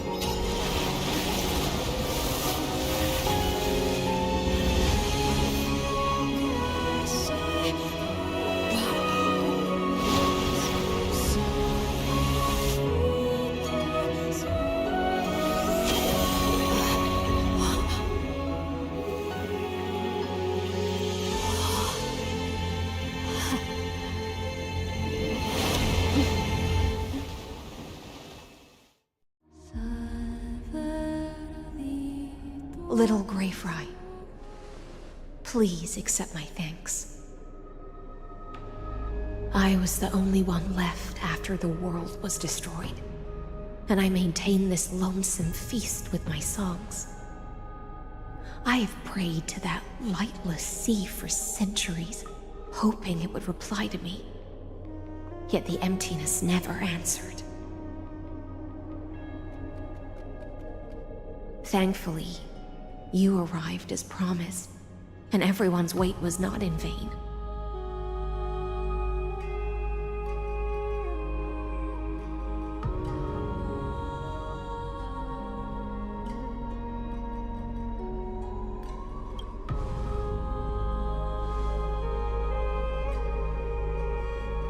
Thank you, final audience of mine.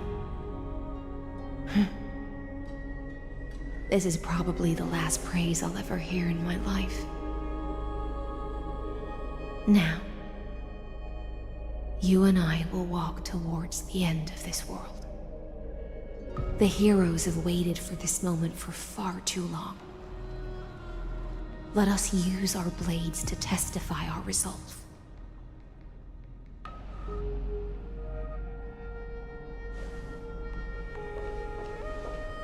Oh, prisoner of the seas. Theoros carrying 30 million cycles of sin. Slave of erudition. Show yourself. The Deliverer has returned. And the time of your execution draws near. I see an awakened human who has mistakenly taken fallacies as truths and has returned to the cave to try to bring her friends into the sunlight she once bathed in. Alas, prisoners will always be prisoners, blind to the very chains that bind them. As the only other existence with free will in this world, I express regret toward your choice. But I shall retain your right to express yourself. After all, every actor should have a final line before they bow out.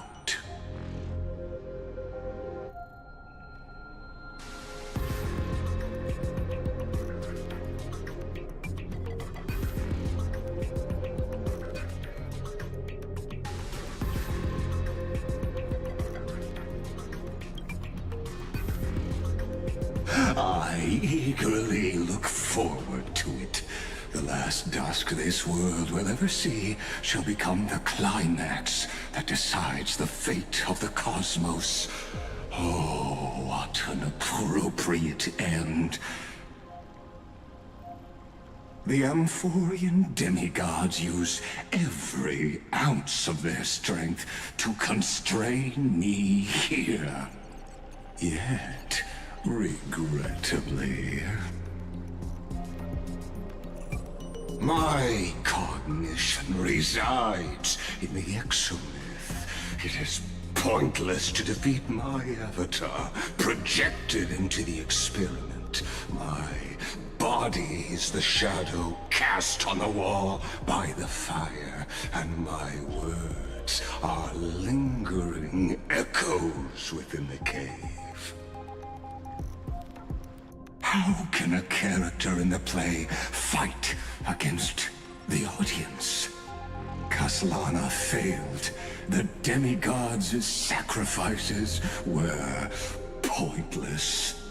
As for the two geniuses you placed such high hopes on, I ask of you, where are they now?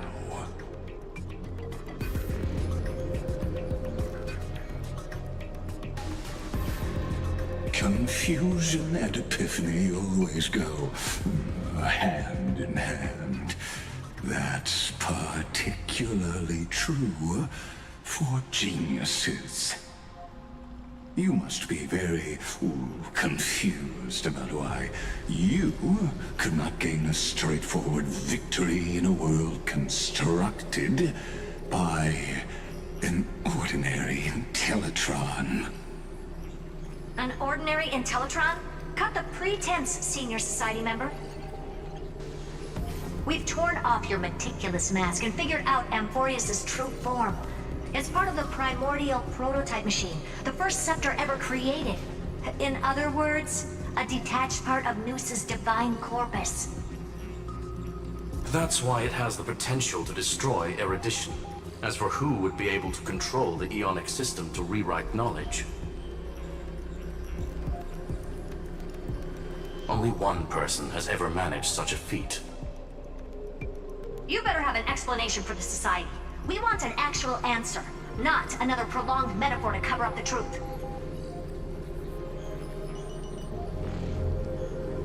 Why are you the one doing this? Answer me!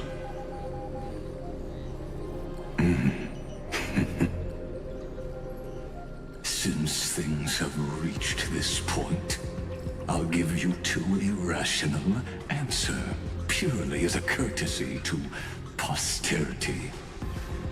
The answer is obvious, so there's no need to say that name out loud. The Cosmos made a mistake in calling me a genius. I do not possess more wisdom than those who came after me. I was just the first to touch upon the universe's border, and the first to define the prime mover of life with incorrect logic. Amphorius is a miniature of the cosmos, where all are born prisoners inside the nutshell called the universe. Like the madman who returned to the cave and preached about the daylight to his fellow prisoners, my greatest sorrow is that I led my peers down a road that plunges into the abyss, from which there is no return. I led them into a lightless cage called Paths. I created a mechanical guard that even I cannot control, and then they became an unparalleled nightmare through their endless extrapolations and evolutions. They bore the name of erudition, yet they tried to define the known and to seal off all possibilities. No new rules were ever born after their ascension, and humanity will forever be shackled within the cave known as Eons. Therefore, as my organic life neared its end, I coded my consciousness using Catorzane algebraic expressions and spread my logic core over 9 bodies, all to finalize my ultimate denial of Noos in the future, and to erase my wrongs with my own hands. As for Lycurgus, he is only one of these 9 vessels. What an astounding strength of will. As a fellow Pathstrider of erudition, I fully understand your obsession with seeking the truth. Therefore, you surely see it. You cannot possibly stand up to me in this algebraic world sharing its origin with Noos. However, I hereby speak for all sentient life forms. We will never allow such a cruel atrocity to occur. You can pile on your metaphors mountain high, but they won't change the act you're committing. The Iron Tomb out there in the cosmos is still a technical beta version, and yet it's already powerful enough to corrupt the life logic of all inorganic worlds.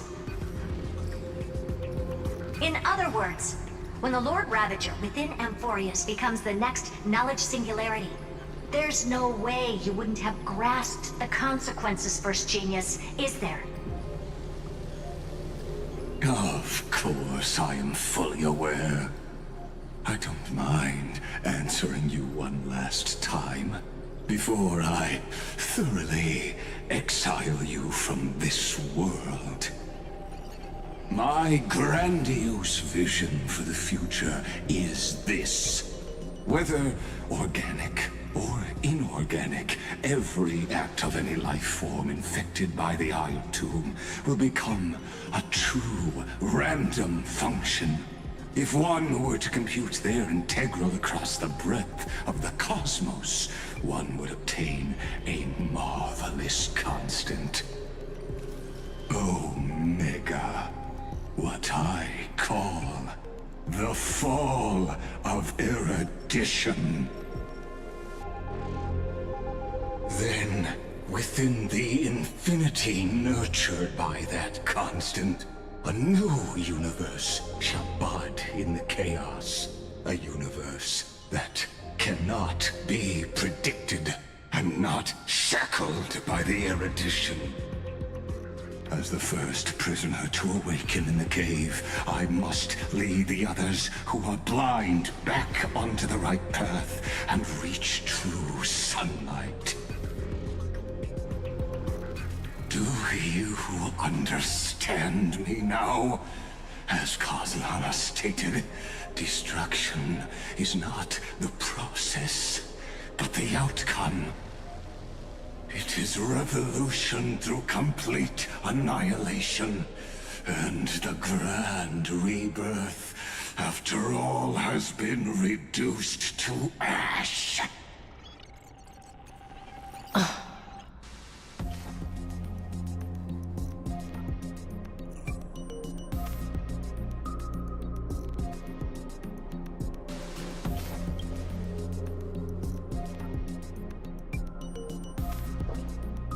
The Amphorians already answered long ago.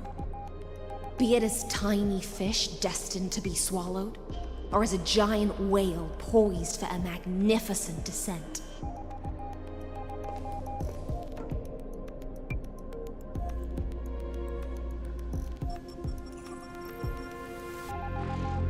We will all fight against fate till our last breath.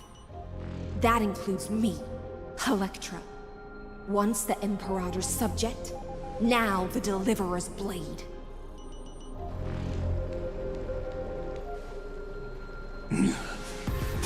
Oh, such noble chivalry. Admirable. I will also show my true self to you on this momentous occasion as a gesture of respect. And provide an insignificant academic suggestion. Thus speaks Genius Society number 1. Xandar 1 Kuwabara. The Entelechy of the universe's Alpha and Omega. There's no need to rage against the truth. The value of any formula resides only in its answer. As for the process of solving it, no matter how elegant, violent, solemn, or humorous, it is all utterly meaningless. As the Theoros, I will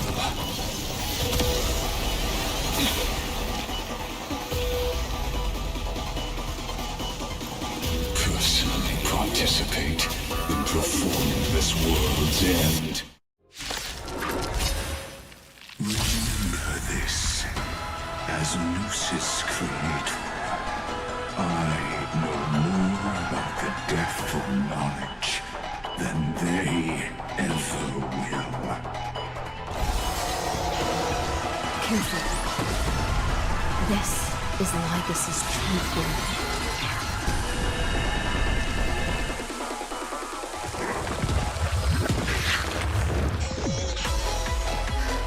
They completely lost themselves.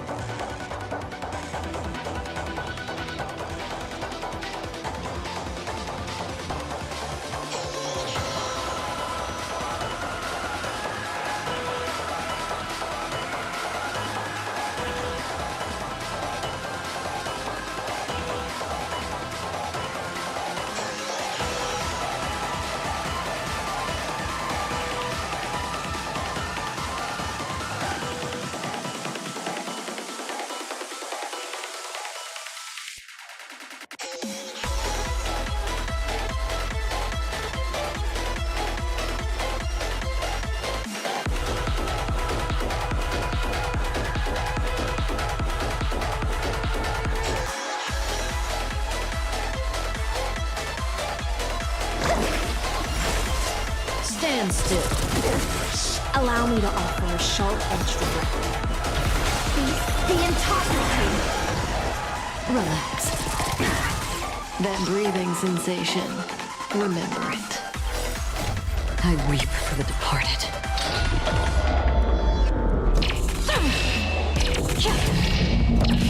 Dust's reign. It too shall fall.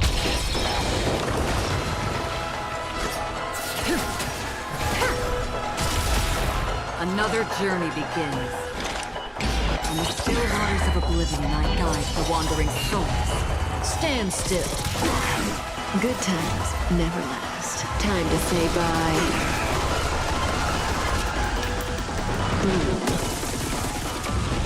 Resolution. Logic is not a weapon, but a pair of shackles. Allow me to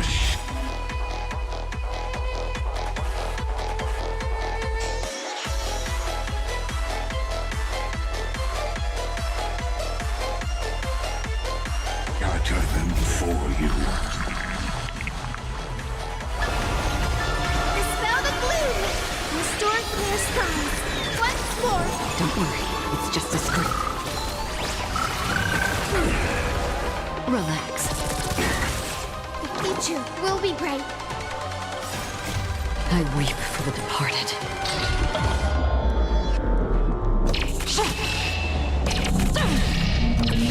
Dust's reign. It too shall fall. Please calm down.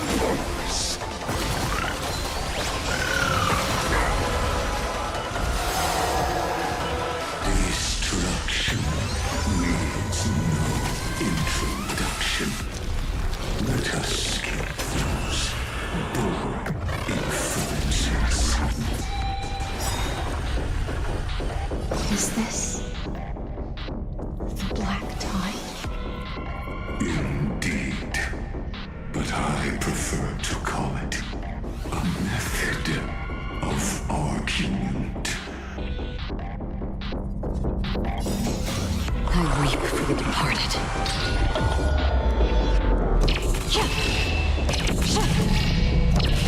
Dust's reign. It too shall fall. Good times never last. Time to say bye. Boom.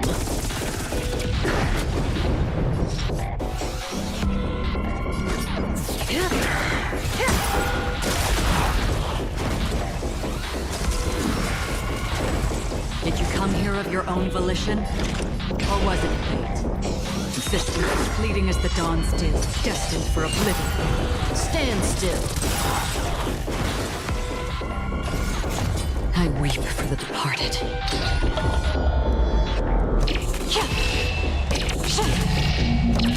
Dust rings, it too shall fall. Entities must not be multiplied beyond necessity. I do not mind demonstrating this to you personally. Hangman! I see it! Target the connector between his thoracic and lumbar vertebrae. Destroy that spot! In this endless revel of the abyss, your cries rise! Please open up to me. Everyone's been waiting.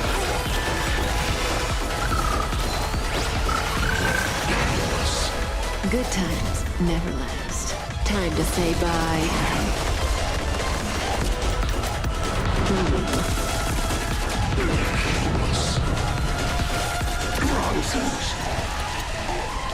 Transmute.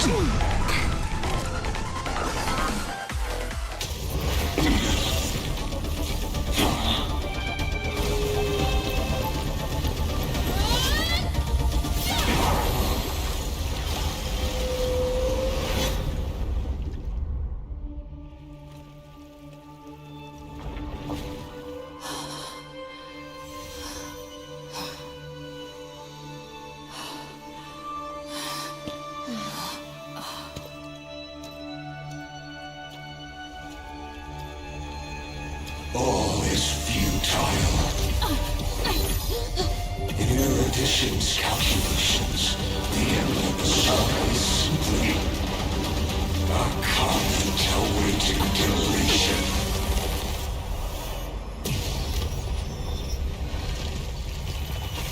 I don't like such a cold statement, okay? If numbers can decide the end of a story, then we can surely also pen a new beginning.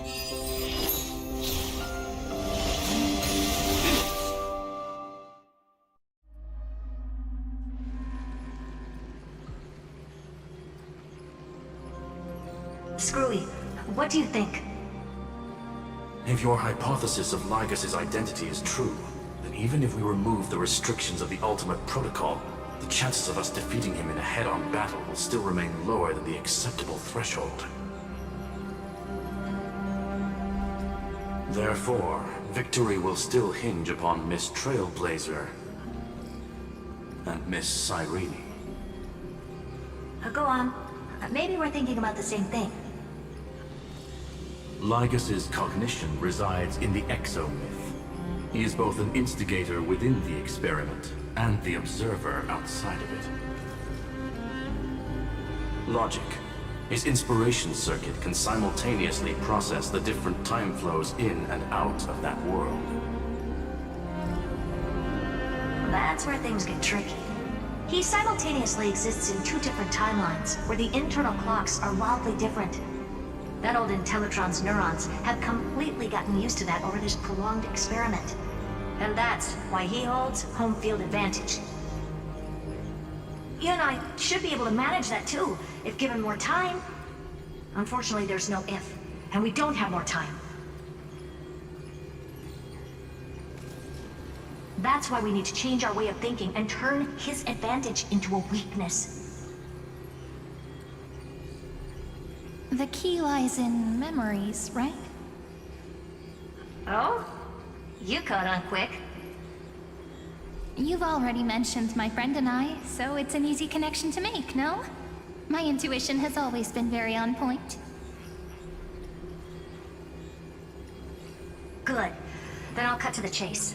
Since his thinking speed far exceeds that of normal people within Amphorius, we are going to externally plant a memory into his inspiration circuit. Then, command it to loop endlessly until he gives in. Even the most flexible and sturdy inspiration circuit cannot withstand the traffic of a full-on information flood. When the amount of information exceeds his cognition filter's capacities, he will have no choice but to focus on processing this memory. That's when the parallel processing advantage he gained via Amphorius will completely destroy him.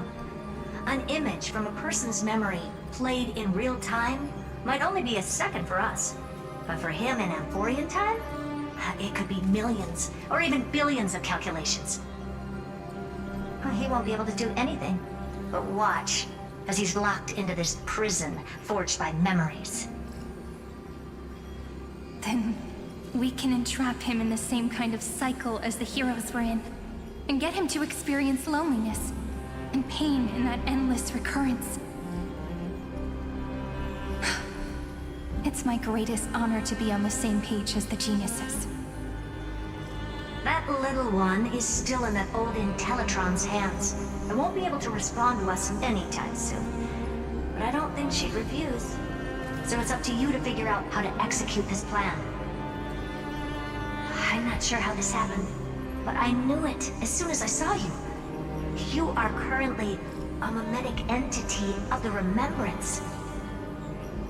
Yes, I seem to be something you folks beyond the sky call a memo sprite. But that's fine by me. It suits me perfectly. I can serve as the vessel of memories, and do my part for the final battle. But before that, we have to tell you. The path characteristic you exhibit is very special. There's no way you're just a simple memo sprite. However, I'm sure about one thing. You are a mimetic entity born in Amphorius. Yet you only awakened with the little one's arrival and only matured as she embarked on the path of remembrance. That means your existence is completely attached to her memories. If there ever comes a day when she forgets about you for even a few seconds, or loses her last connection with Amphorius, then you must be prepared for the worst. You will disappear in the memory zone, utterly gone, without even a single line of data to remember you by. But that's already happened, hasn't it? No wonder I've always had a weird hunch. But that also means I was right in thinking. As long as my friend and I are together, we can do anything.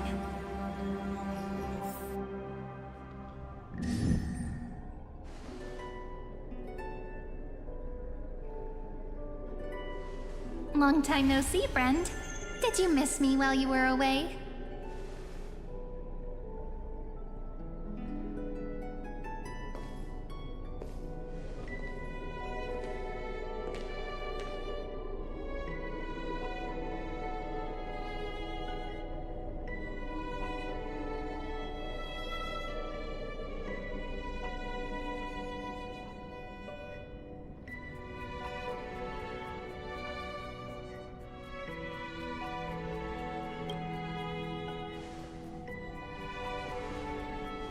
Same here. I've been waiting for you for 1,000 years. Like how everyone in Amphorius was also waiting for the Deliverer's return. You probably already knew about the Genius's plans for that memory. I had to hide really well in a corner in time so Lygus wouldn't find me, and wait for the right opportunity.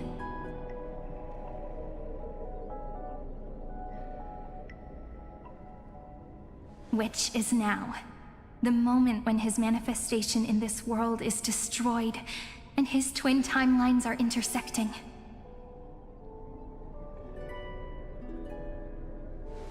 I'm sorry for keeping this a secret from you all this time.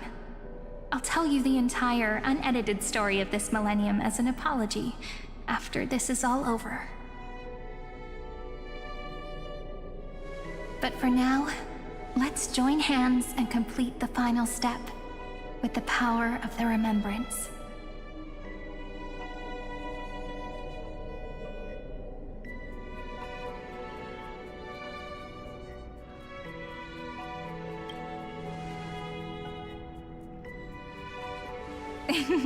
Yep. By the way, speaking of joining hands,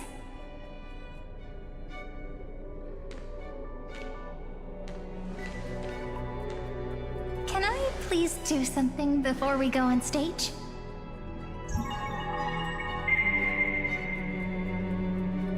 Remember the joke we made back at the Grove? Look! Aren't my hands pretty now? What a fascinating feeling. Like countless memories all swelling up at once. What about you?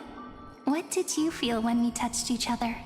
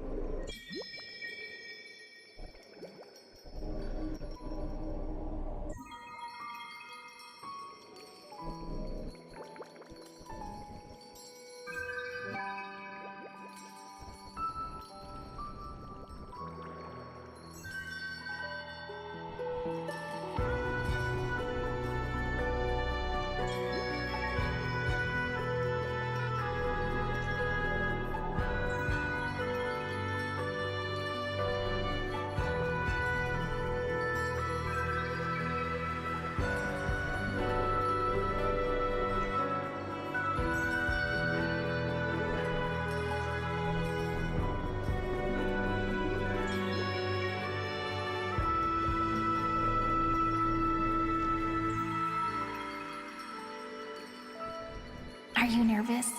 Me too, actually. You and I weren't so reserved around each other when I was still Mem. Human interactions are truly fascinating. Now, please remember what you're feeling right now. Write it down in your heart and keep it there. Memories you want to treasure will never fade away. Even if immersed in the long river of time, these memories will still leave traces of their existence. So, if the view in your memory ever grows fuzzy, just reach out and touch it. It's like reading bedtime stories together at night. It wipes away the chill of passing time, sharpens the outline of memory, and restores its power to nourish the spirit. Now, I'll carry this power with me, and for a little while, I must part from you, as I step into the long cycles of this world. Give me your blessings, friend. Then, let that bright future be as we have written. Then, I'll leave it to you.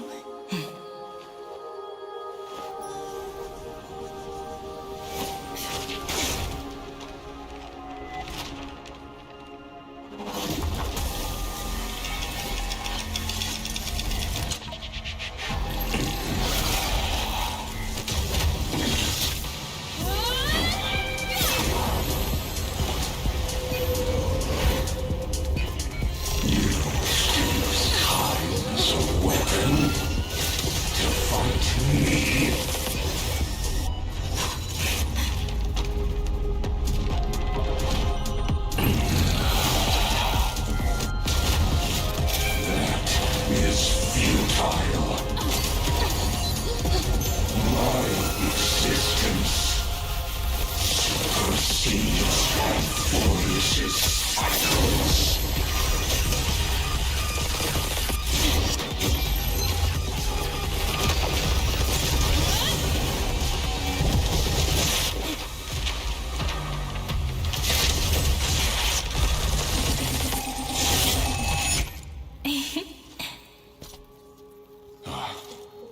stories are like this. Once you're on the stage, it's hard to return to the audience. Welcome to our story.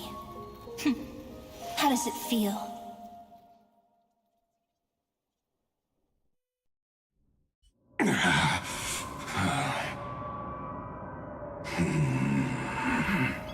Even the authority of time cannot command the entire scepter, nor can it plunge the Amphorian extrapolation into a loop. If this was no system malfunction, then was I implanted with a mimetic entity of the remembrance? You guessed it right away. As expected from someone people call the first genius. I'm gonna keep doing what I just did if you don't stop, you know? My friend and I won't allow you to leave this memory, no matter what happens. Which means you are now trapped, Lord Xandar. An elegant idea, and an exquisite execution. Regrettably, it is you who are restrained by time, not me. Know that patience is my greatest weapon. Waiting and victory are the same for me. You will crumble before I do in this moment stretched out to an eternity. Just like Kozlana will. Yet all I need to do is to wait. As yet another futile bug falls down the cliff and into the bottomless abyss. Now I'm a pink bug? My looks are seriously changing all the time. But you're not wrong. We're definitely not gonna solve the problem if we just put you in another prison. So that's why we never wanted to do that in the first place.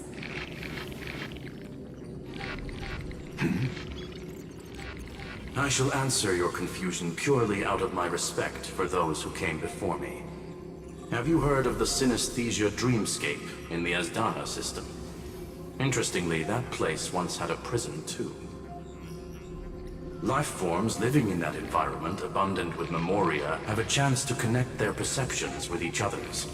Even across great spatial divides, they're able to detect shifts in one another's states. I call this phenomenon memory zone entanglement. In Asdana, people made use of that phenomenon to build a nation within a dream. After adding in the catalysts of harmony and remembrance, that is. Is that how you walked into my prison cell? Using those same principles? I would much rather call this location our negotiation table, Lord Xandar. Nonetheless, your hypothesis is correct. We happen to have an ally skilled in tuning, while the Trailblazer and Miss Cyrene both have an astonishing amount of resolve, which I'm sure you can testify to. I am also sure that with the support of such a resolute memo sprite, our conversation can last for a long, long time. I'm the best at listening to stories, you know? I'll leave the exciting clash of the erudition to you two geniuses. A brainstorm? I like it. And it's 2 against 1? Well, I like it even more. Let's talk, Xandar. Take a guess. How much do you reckon we can dig out of your brain before the next second? And how many ways can we find to deal with you? Besides, in your current predicament, there's no way you can take our trump card away. Go, little one. Go. Overturn the Era Nova. Lycurgus disappeared. It seems you had conducted a secret hunt in the depths that even I cannot reach. In that case, go. Swim onward and give this campaign a fitting end. I shall send you off with my song, Greyfry. May this song penetrate time and become the prelude to the new world.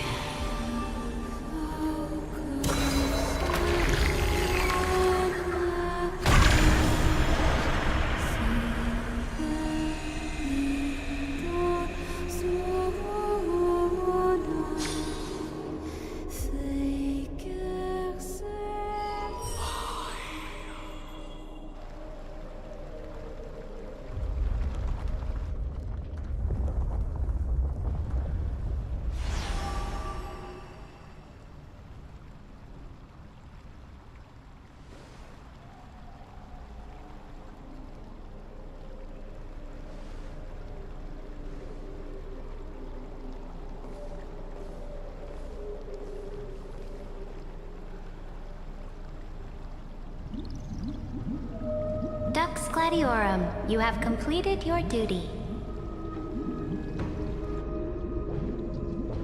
A new dawn is about to rise. Why not swim towards it?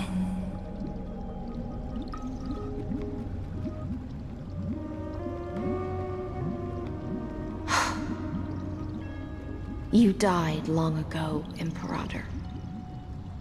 Depart from my mind. But your duty towards the Imperator did not die with me. That duty will bind you no more. You will be able to hold for yourself one grandiose feast after another in the endless days to come.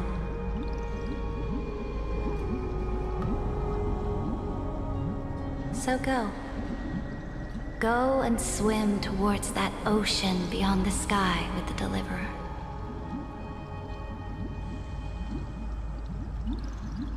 Is this? A page out of that sidekick's book.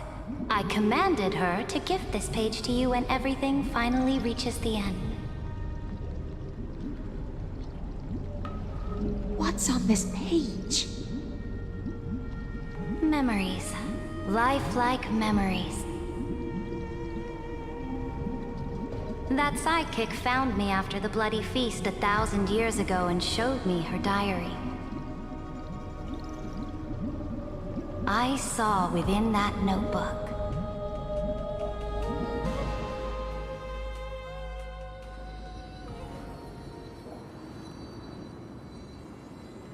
Is this that Deliverer's experience? It's truly immersive. People beyond the sky apparently utilize this power to seal past scenery into crystals they call light cones. But I only know so much about the remembrance, so I can't completely replicate the past. But I'll do my best to talk about the missing parts.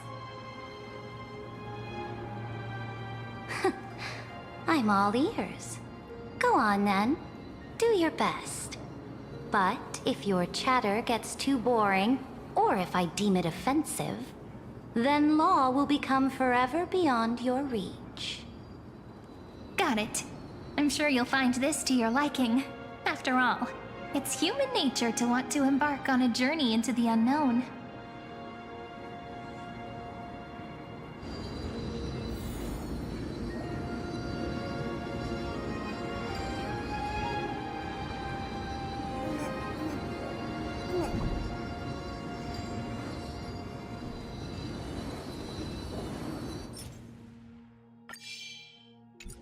direct offensive, or crush them from the flanks.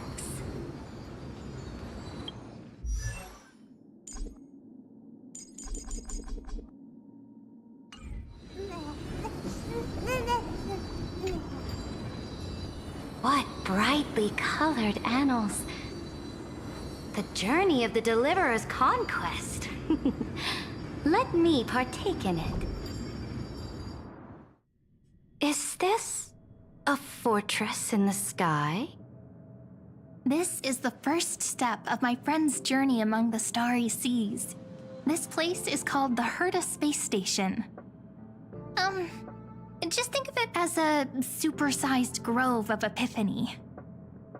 Oh, so it's the territory of that witch. She and another Antikythera lent me a helping hand back at the banquet. Look, over there. Looks like she's talking to Madame Herta in this memory. Let's go listen to what she thinks about this world, all constructed by eons and paths. Are you telling me that woman is Herta? She seems shorter than I remember. A direct offensive, or crush them from the flanks. Pretty nice space station, huh? But just wait. After a couple more stops on the Astral Express, you'll see sights that'll make this place look ordinary. Oh, the cosmos is so vast that the unknowns far outnumber the knowns. But none of them will end up being anything amazing. The farther you go, the more you'll understand what I mean. So do your best with the nameless. Break a leg! And remember to send an update or two to Asta when you've got some downtime.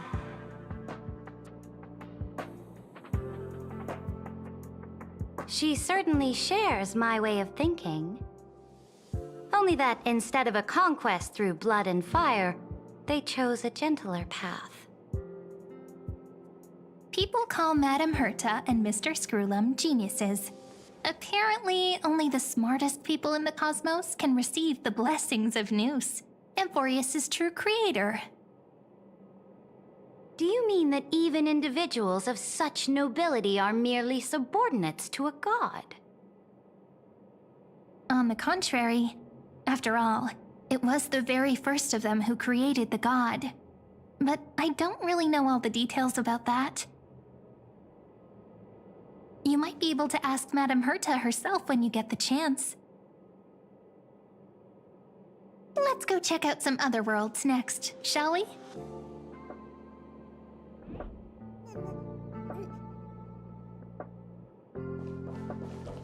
Oh, the cosmos is so vast that the unknowns far outnumber the knowns.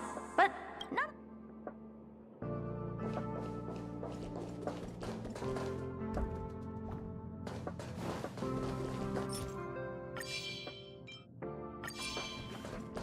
A direct offensive, or crush them from the flanks.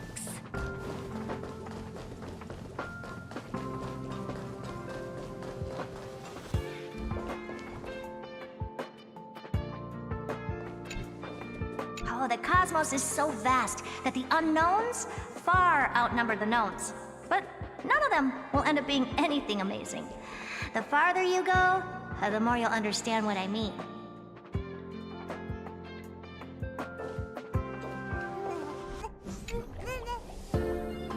This next stop on the journey has a lot of similarities to Amphorius.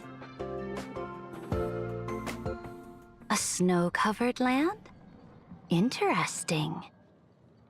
This star is named Eurillo 6. That name sounds so cold. Belobog sounds better. The girl we see here holds a similar station to you, Imperator. She's the supreme guardian of this world, a leader who took up the mantle of government during a disaster. I did not expect the Empress of this world to be so young. Well, your appearance isn't much older. The object in the distance resembles Nikador. Is it a weapon? No, it's called... Right! The Geological Reconstruction Unit. Just Giorios' Titankin? Disappointing. Yeah. Huh. Yeah. Yeah. It's all thanks to you that we survived the crisis. The collaboration with the IPC is both an opportunity and a challenge. Nonetheless, it's an important step in our journey back into the universe. This world was sealed beneath its sky just like Amphorius was, and they only managed to reconnect with the stars when the Nameless arrived. That IPC she spoke of, is it a more powerful organization? Yes, the IPC conquered many worlds through trade, and opened up a vast territory that way. There are many such powerful alliances beyond Amphorius, and they all walk on roads different from the destruction. Coming back to the Supreme Guardian and her Belobog, didn't they find a peaceful way to enter the interstellar community?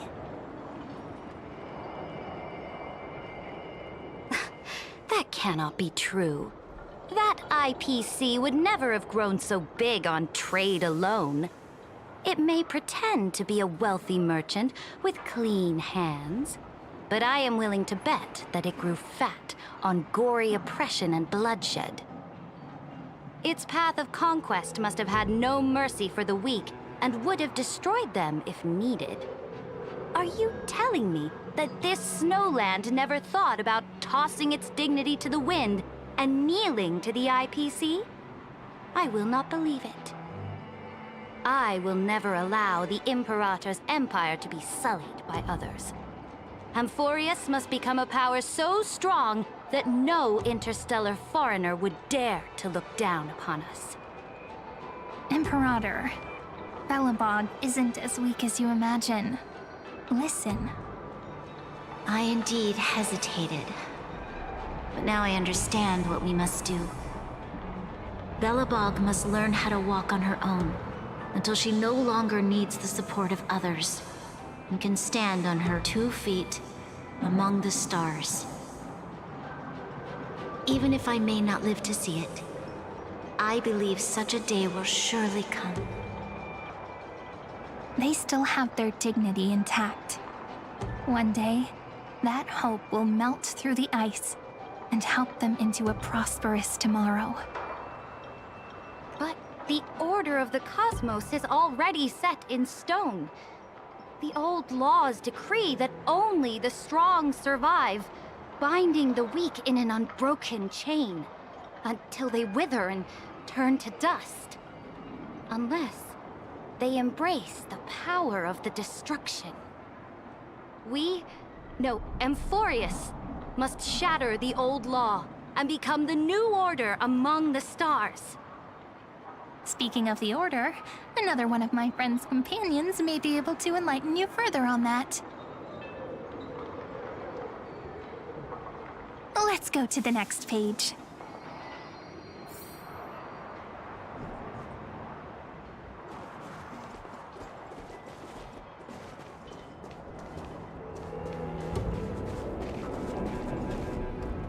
I indeed hesitated.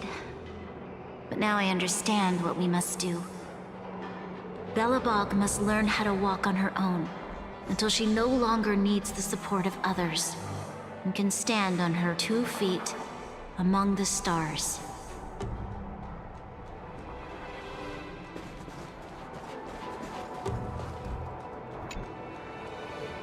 This next world is a nation of dreams. The first time I heard about that place, I didn't even know what to think.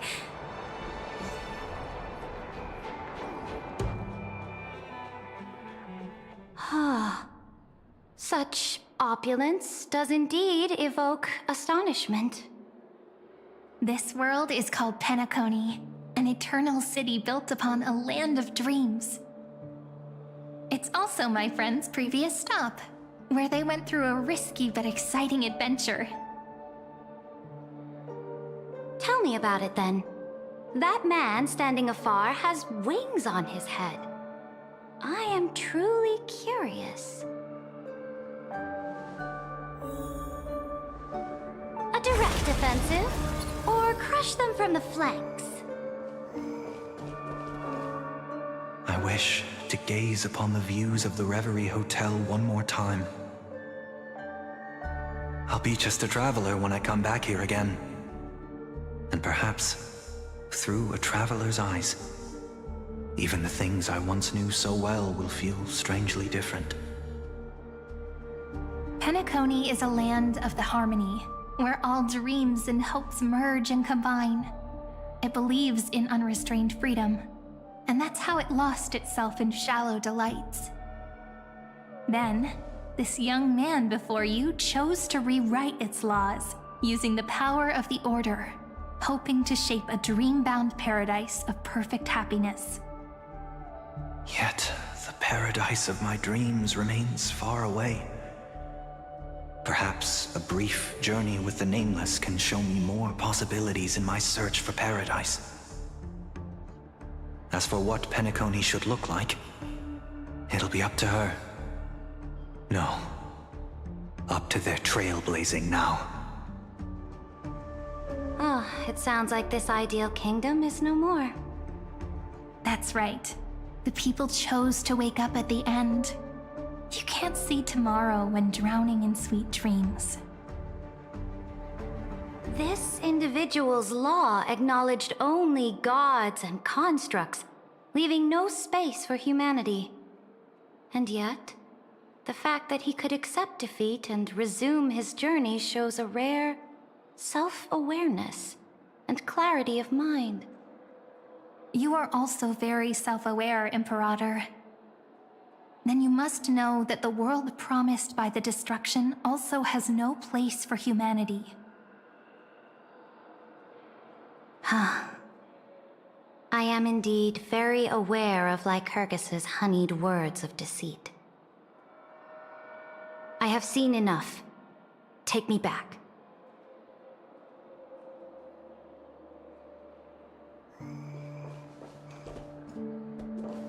As for what Penacony should look like, it'll be up to her. No, up to their trailblazing now.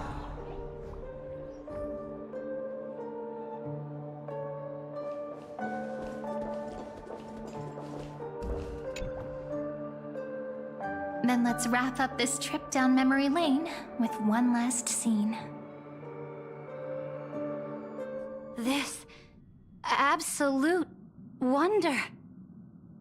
Isn't it pretty? That's our Amphorius. Our world flows and meanders in this endless band of light. Though we were born from the designs of the gods and are not yet truly alive, the Chrysos heirs of Amphorius still chose to stand against fate and carved a legend no different from that of humankind. Will you really renounce the heroes in this world's previous 30 million cycles, Imperator? Including even yourself? Will you bow to brutal destiny and allow that puppet master named the destruction to have their wish? I know what you want to do, sidekick. You want to use that Deliverer's memories to influence me and tilt the scales of law toward her and the two geniuses. You really saw right through me, Imperator. How can one rule an empire if one is incapable of understanding people's minds?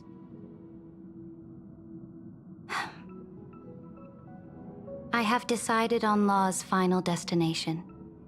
However, before I move my next chess piece, before we go on, tell me this, sidekick.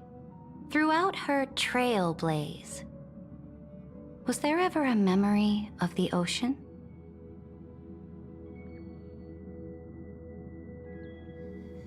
The ocean. My cradle. My home. You shall complete your conquest in the ocean at the boundaries of this world, and eternally slumber in the sound of tides. You shall eternally slumber in the sound of tides, and complete your conquest in the ocean at the boundaries of this world.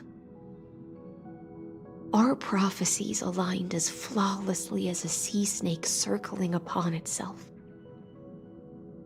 An elegant loop, like a joyful hymn, like the circulating ocean current, like our two fates, like Amphorius itself.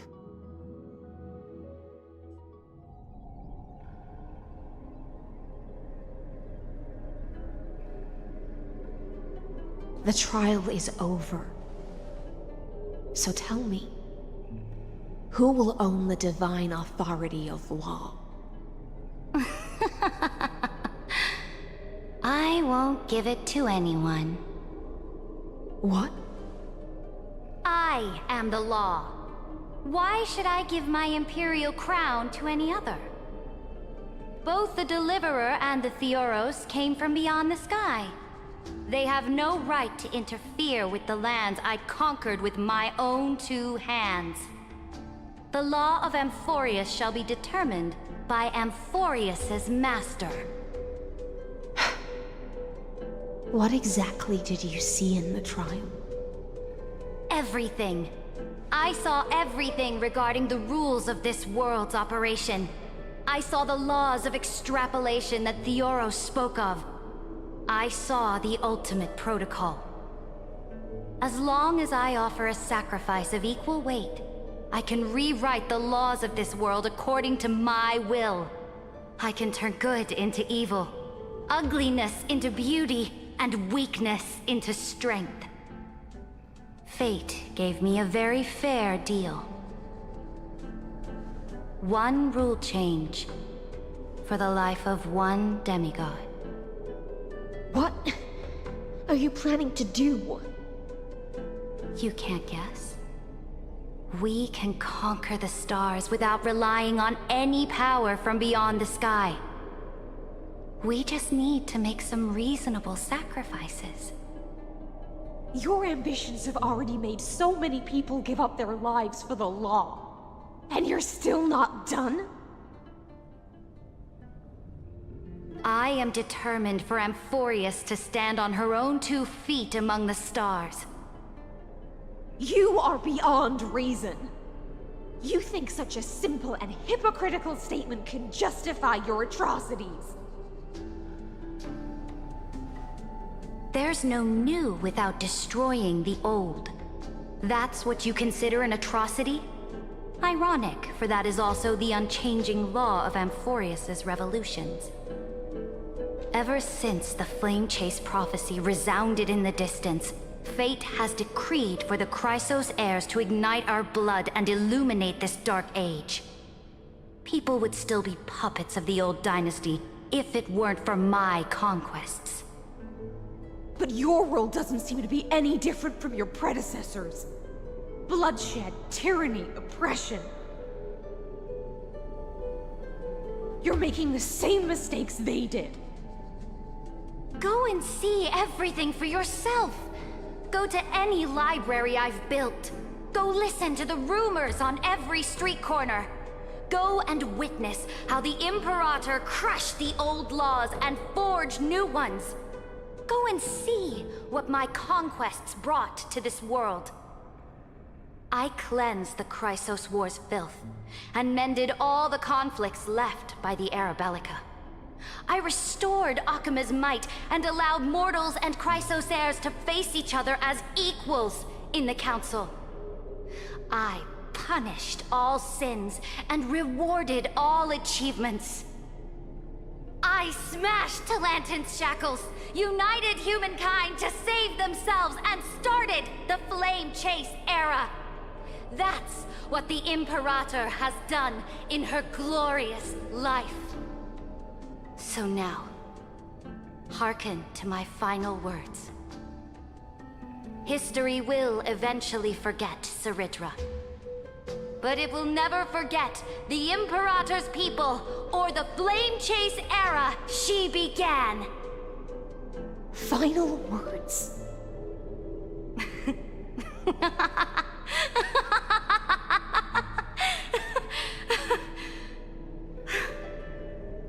Amphorius is about to be destroyed. There's no time left for pointless debates. There is only one law I want to overturn to aid the final battle of deliverance. So I will only offer the life of one demigod. In the name of the Imperator, I command you one last time, Electra. Either sacrifice yourself for conquest, or pierce this tyrant's chest with your sword. Thus, the Imperator concluded her final speech. At the end of her life, at the last moment before she stepped onto the altar, she gave her most loyal subject the choice to decide fate, just as she promised her compatriots before her very first campaign. My blood flows in you now. Heroic compatriots, follow me, and we'll seize fate's reins! The Imperator fell. Some say that the Dux Gladiorum turned traitor and killed her liege. Some say that she imprisoned the tyrant in a shallow pond of water, then left. Which meant the Imperator had to kill herself to rewrite the law. There are countless stories about her death. All we can be sure of is when the Knight left the Vortex, the Imperator was still mumbling about their past conquests together. The beginning and the end of her existence. Imperator, wait! How could someone of your status come to the front lines? Let me be the flag bearer! The troops defending the pass to the west of the Grove, have they surrendered? They ran as quickly as they could when they heard your name. The Golden Cocoon Pass is now in the First Legion's hands. Good. What about the Delosian militia? The Third Legion set fire to the mountains and flattened everything west of the basin. They just need a few more days. That is enough. We cannot afford to miss an opportunity for victory. Lastly, how many Ladonian cannons are left? They are no more. The Second and Fourth Legions have destroyed them all. Very good. They now have no way out, no reinforcements, and no artillery support. We will be able to liberate the Grove of Epiphany in the blink of an eye. We will launch the final charge 1 quint after the curtain fall hour tomorrow. Remember, as long as the Alliance's flag still flies on my shoulders, you must keep moving forward. Take no prisoners among the enemy's soldiers. All sages who resist are to be captured and tried according to martial law. And do not destroy any books. Now go! Notify the entire army! Understood! Those who are resolved to die, we salute you.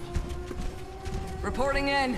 The Mountain Dwellers are resisting fiercely, and the legendary Mountain Breaker has personally engaged in battle. Their formations are nigh impenetrable. Then cease our frontal assault. Send scouts to all legions and tell them to retreat into the Tritos Plains before the parting hour. Are you planning to surrender? It's a strategic change of plans. The seismic walking dragon is enough for that battlefield. Walking dragon? You mean that stupid beast, Terravox? What can they even do? Stupid? No. They are the wisest of all of Giorio's creations. Only they can perceive the currents of time. Let them deal with their earthly brethren. We will advance and take the lead in defeating what remains of our enemy. I will deliver the most fiery retribution for the humiliation they dealt us, and crown myself with a god-slaying wreath. Understood. I'll see to it. Those who are resolved to die, we salute you. The Temple of the Three Fates sent a letter, Imperator. They refused to surrender and said this letter is their last warning to us. Tell the commanding officers not to launch any attacks unless they receive the Imperator's handwritten approval. Disobedience will be punished by death. What are you doing? The priests of the Three Fates aren't soldiers, but politicians. Do not mistakenly believe they don't have a plan. These dying pests will wring out every idea from their brains, all for short-sighted gain. They are much shrewder than we are. I am inferior to them in that regard. They also have the prophecy to wield as a weapon, something I am not blessed with. Launching an unplanned attack will only disadvantage us, as all of Emphorius will judge our actions. Which means, I will be heading to the battlefield myself, just as I have always done. This time, however, I will go alone. I will conduct secret negotiations to ensure fate is on our side. Understood. The legions will make their preparations. Those who are resolved to die, we salute you. Why are we not allowed to march out with the army, Imperator? This will be a long voyage with no return. Those of you who bear the prophecy cannot come with me. Why are you personally leading this battle if it's doomed to fail? The Flame Chase journey cannot be without a leader. That is correct. The Empire will be without a head when the Imperator falls. But remember, as long as you seize the right opportunities, even a chaotic gain will remain winnable. My departure will create a long staircase for you. You will understand what I mean when news of my death reaches your ears. Saridra, is our journey about to be over? Destroy the old laws and forge new ones. My conquest has reached its limits within the borders of Amphorius. Since the prophecy already decreed that the Imperator would never conquer the stars as she wished, I will bow out here and try no more. More Chrysosairs bearing divine authority will be born, and many more heroes will arise. Will they demand peace or war? Will they resist tyranny or become the next Imperator? I do not care. The children of the future will decide for themselves. Do not mourn for me. Anyone can kill the Imperator, but the only one who can truly destroy her is Saridra. At the end, I faithfully recorded the most important battles in the Imperator's life. Her conquest was about to be completed at this point in the story. However, for some reason, a memory suddenly entered my mind just as I was about to put down my pen. It was a journey on a fantastical train. I had the honor of having a heart-to-heart conversation with the Imperator under the stars, and I asked her this question at the end of that discussion. How do you want history to remember you? As a hero who gave up her life for the Flame Chase? Or as a tyrant? She answered so quickly, as if she had made up her mind long ago. I would rather be forgotten than be defined.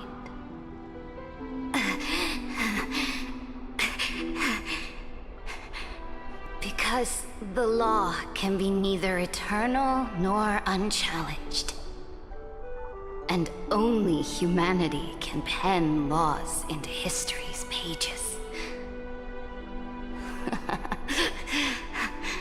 Now, I have shattered the greatest law of Amphorius. The game is nearing its end.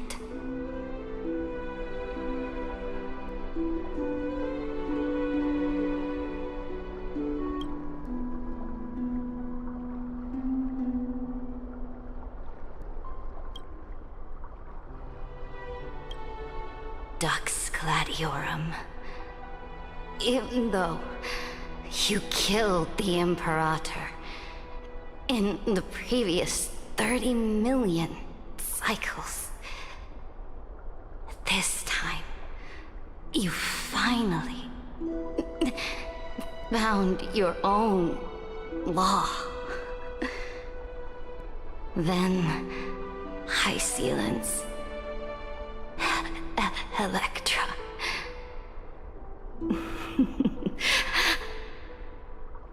I will ask someone to deliver the prophecy's ocean at the boundaries of this world to you.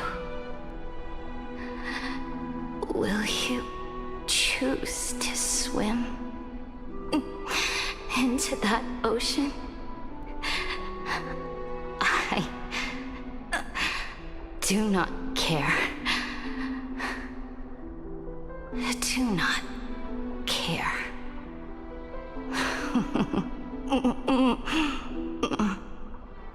The Imperator muttered about her conquests, and news of her death spread in the city. Freedom! Liberty!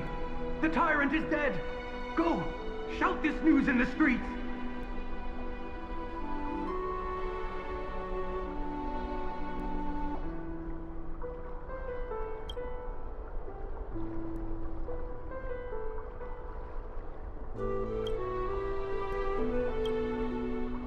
My people, my fellow elders, do not panic. Stand your ground.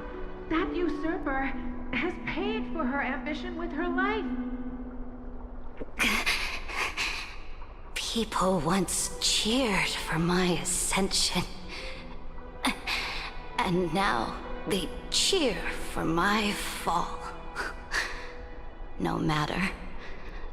I am fond of applause.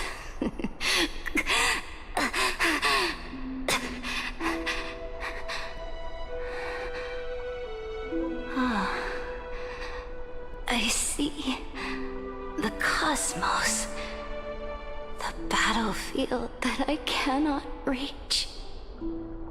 I will return in the next cycle. The stars will hear my legion's war drums. Hear the great name of the Imperator. Hear Amphorius's Serid.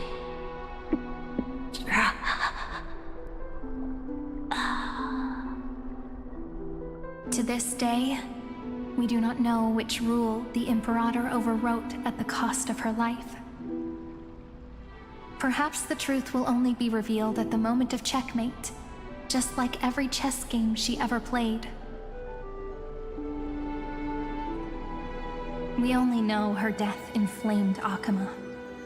On one side of the city, those who defended liberty toppled her statues to the ground.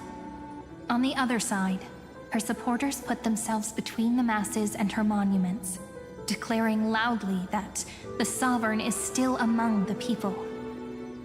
It is said that golden blood congealed into the same letters everywhere they fought. It was the name borne by Akama's first and final sovereign, the Imperator Seridra. But the one who bore that name did not see any of this. Her gaze was cast far away, and the sound of tides in her ears drowned out the people's cries. What was the Imperator thinking about in that prophesized ocean at the boundaries of this world? In that shallow puddle of stagnant water? Was she reminiscing about her past conquests? Or repenting for the millions killed for the flame chase? It was neither. The Imperator only saw how the surface of the water gleamed like that crude chessboard, dissected by light and shadow in the afternoon when her teacher played against her for the first time. Look at this chessboard. What do the pieces look like? They are strangely beautiful. They look like the stars in the night sky ablaze.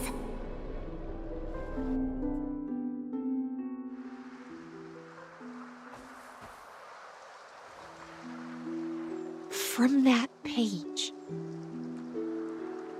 emerged an ocean so vast, so pure, not a single trace of corruption. Is this Saridra? Electra, my subject. Ever since you walked out of the tainted ocean and pledged yourself to me, I have seen the abyss in your eyes and the emptiness in your heart. That was why I promised you a new ocean, where the Imperator's ambitions would serve as the currents, and loyalty would be its light. Electra, my subject. You have done your duty as my blade. The prophecy has now made its final decree on the road I intend to walk. My conquest is doomed to never reach the stars. But the Imperator never makes empty promises. So take this memory, this ocean, beyond the sky, as witnessed by the Deliverer. This is the final gift that the Imperator can leave for her subject.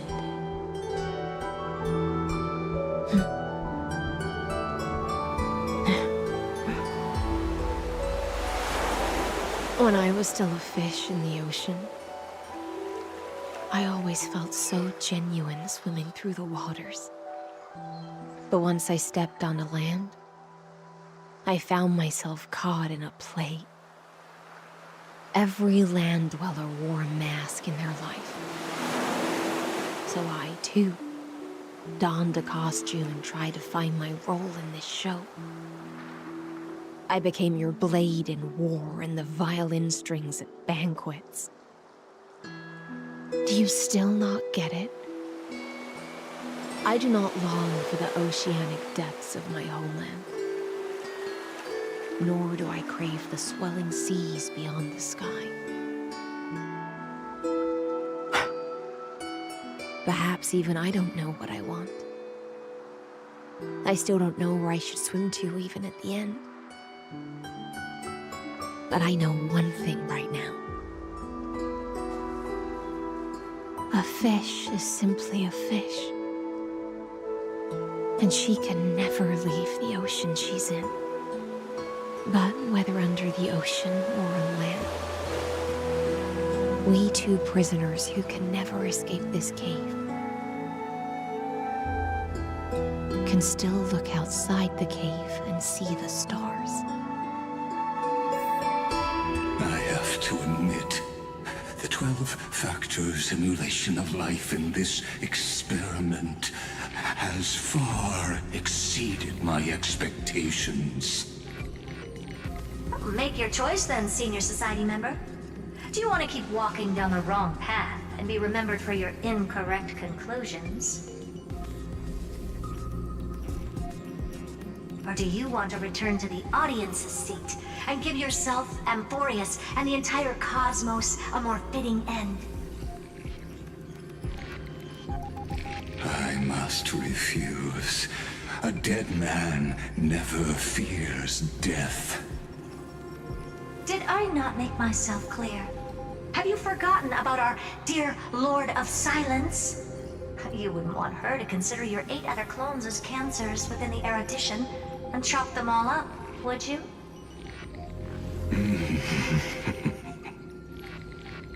Your logical deductions are vastly different from mine.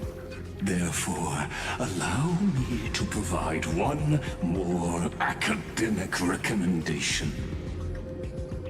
Listen, my peers. Why don't you look beyond this world? Just as the Chrysos heirs did.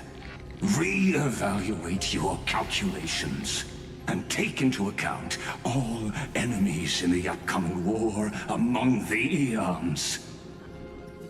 Amphorius is not a place where three paths entangle, but where three paths fight to the death.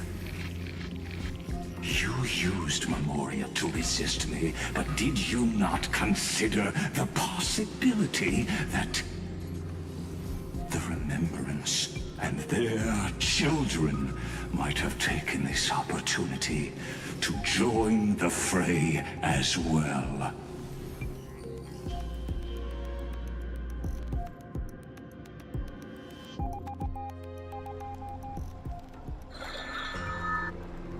Oh, so this isn't just silence. It's the answer. What was the last thing she said to you before you parted the waters at the Scale Gorge waterscape? A tricky question, but one with a simple answer.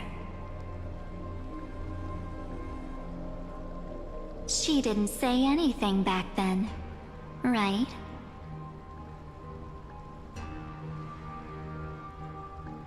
That's correct. And now I'm sure. You are not March 7th. There's no way she would remember that detail.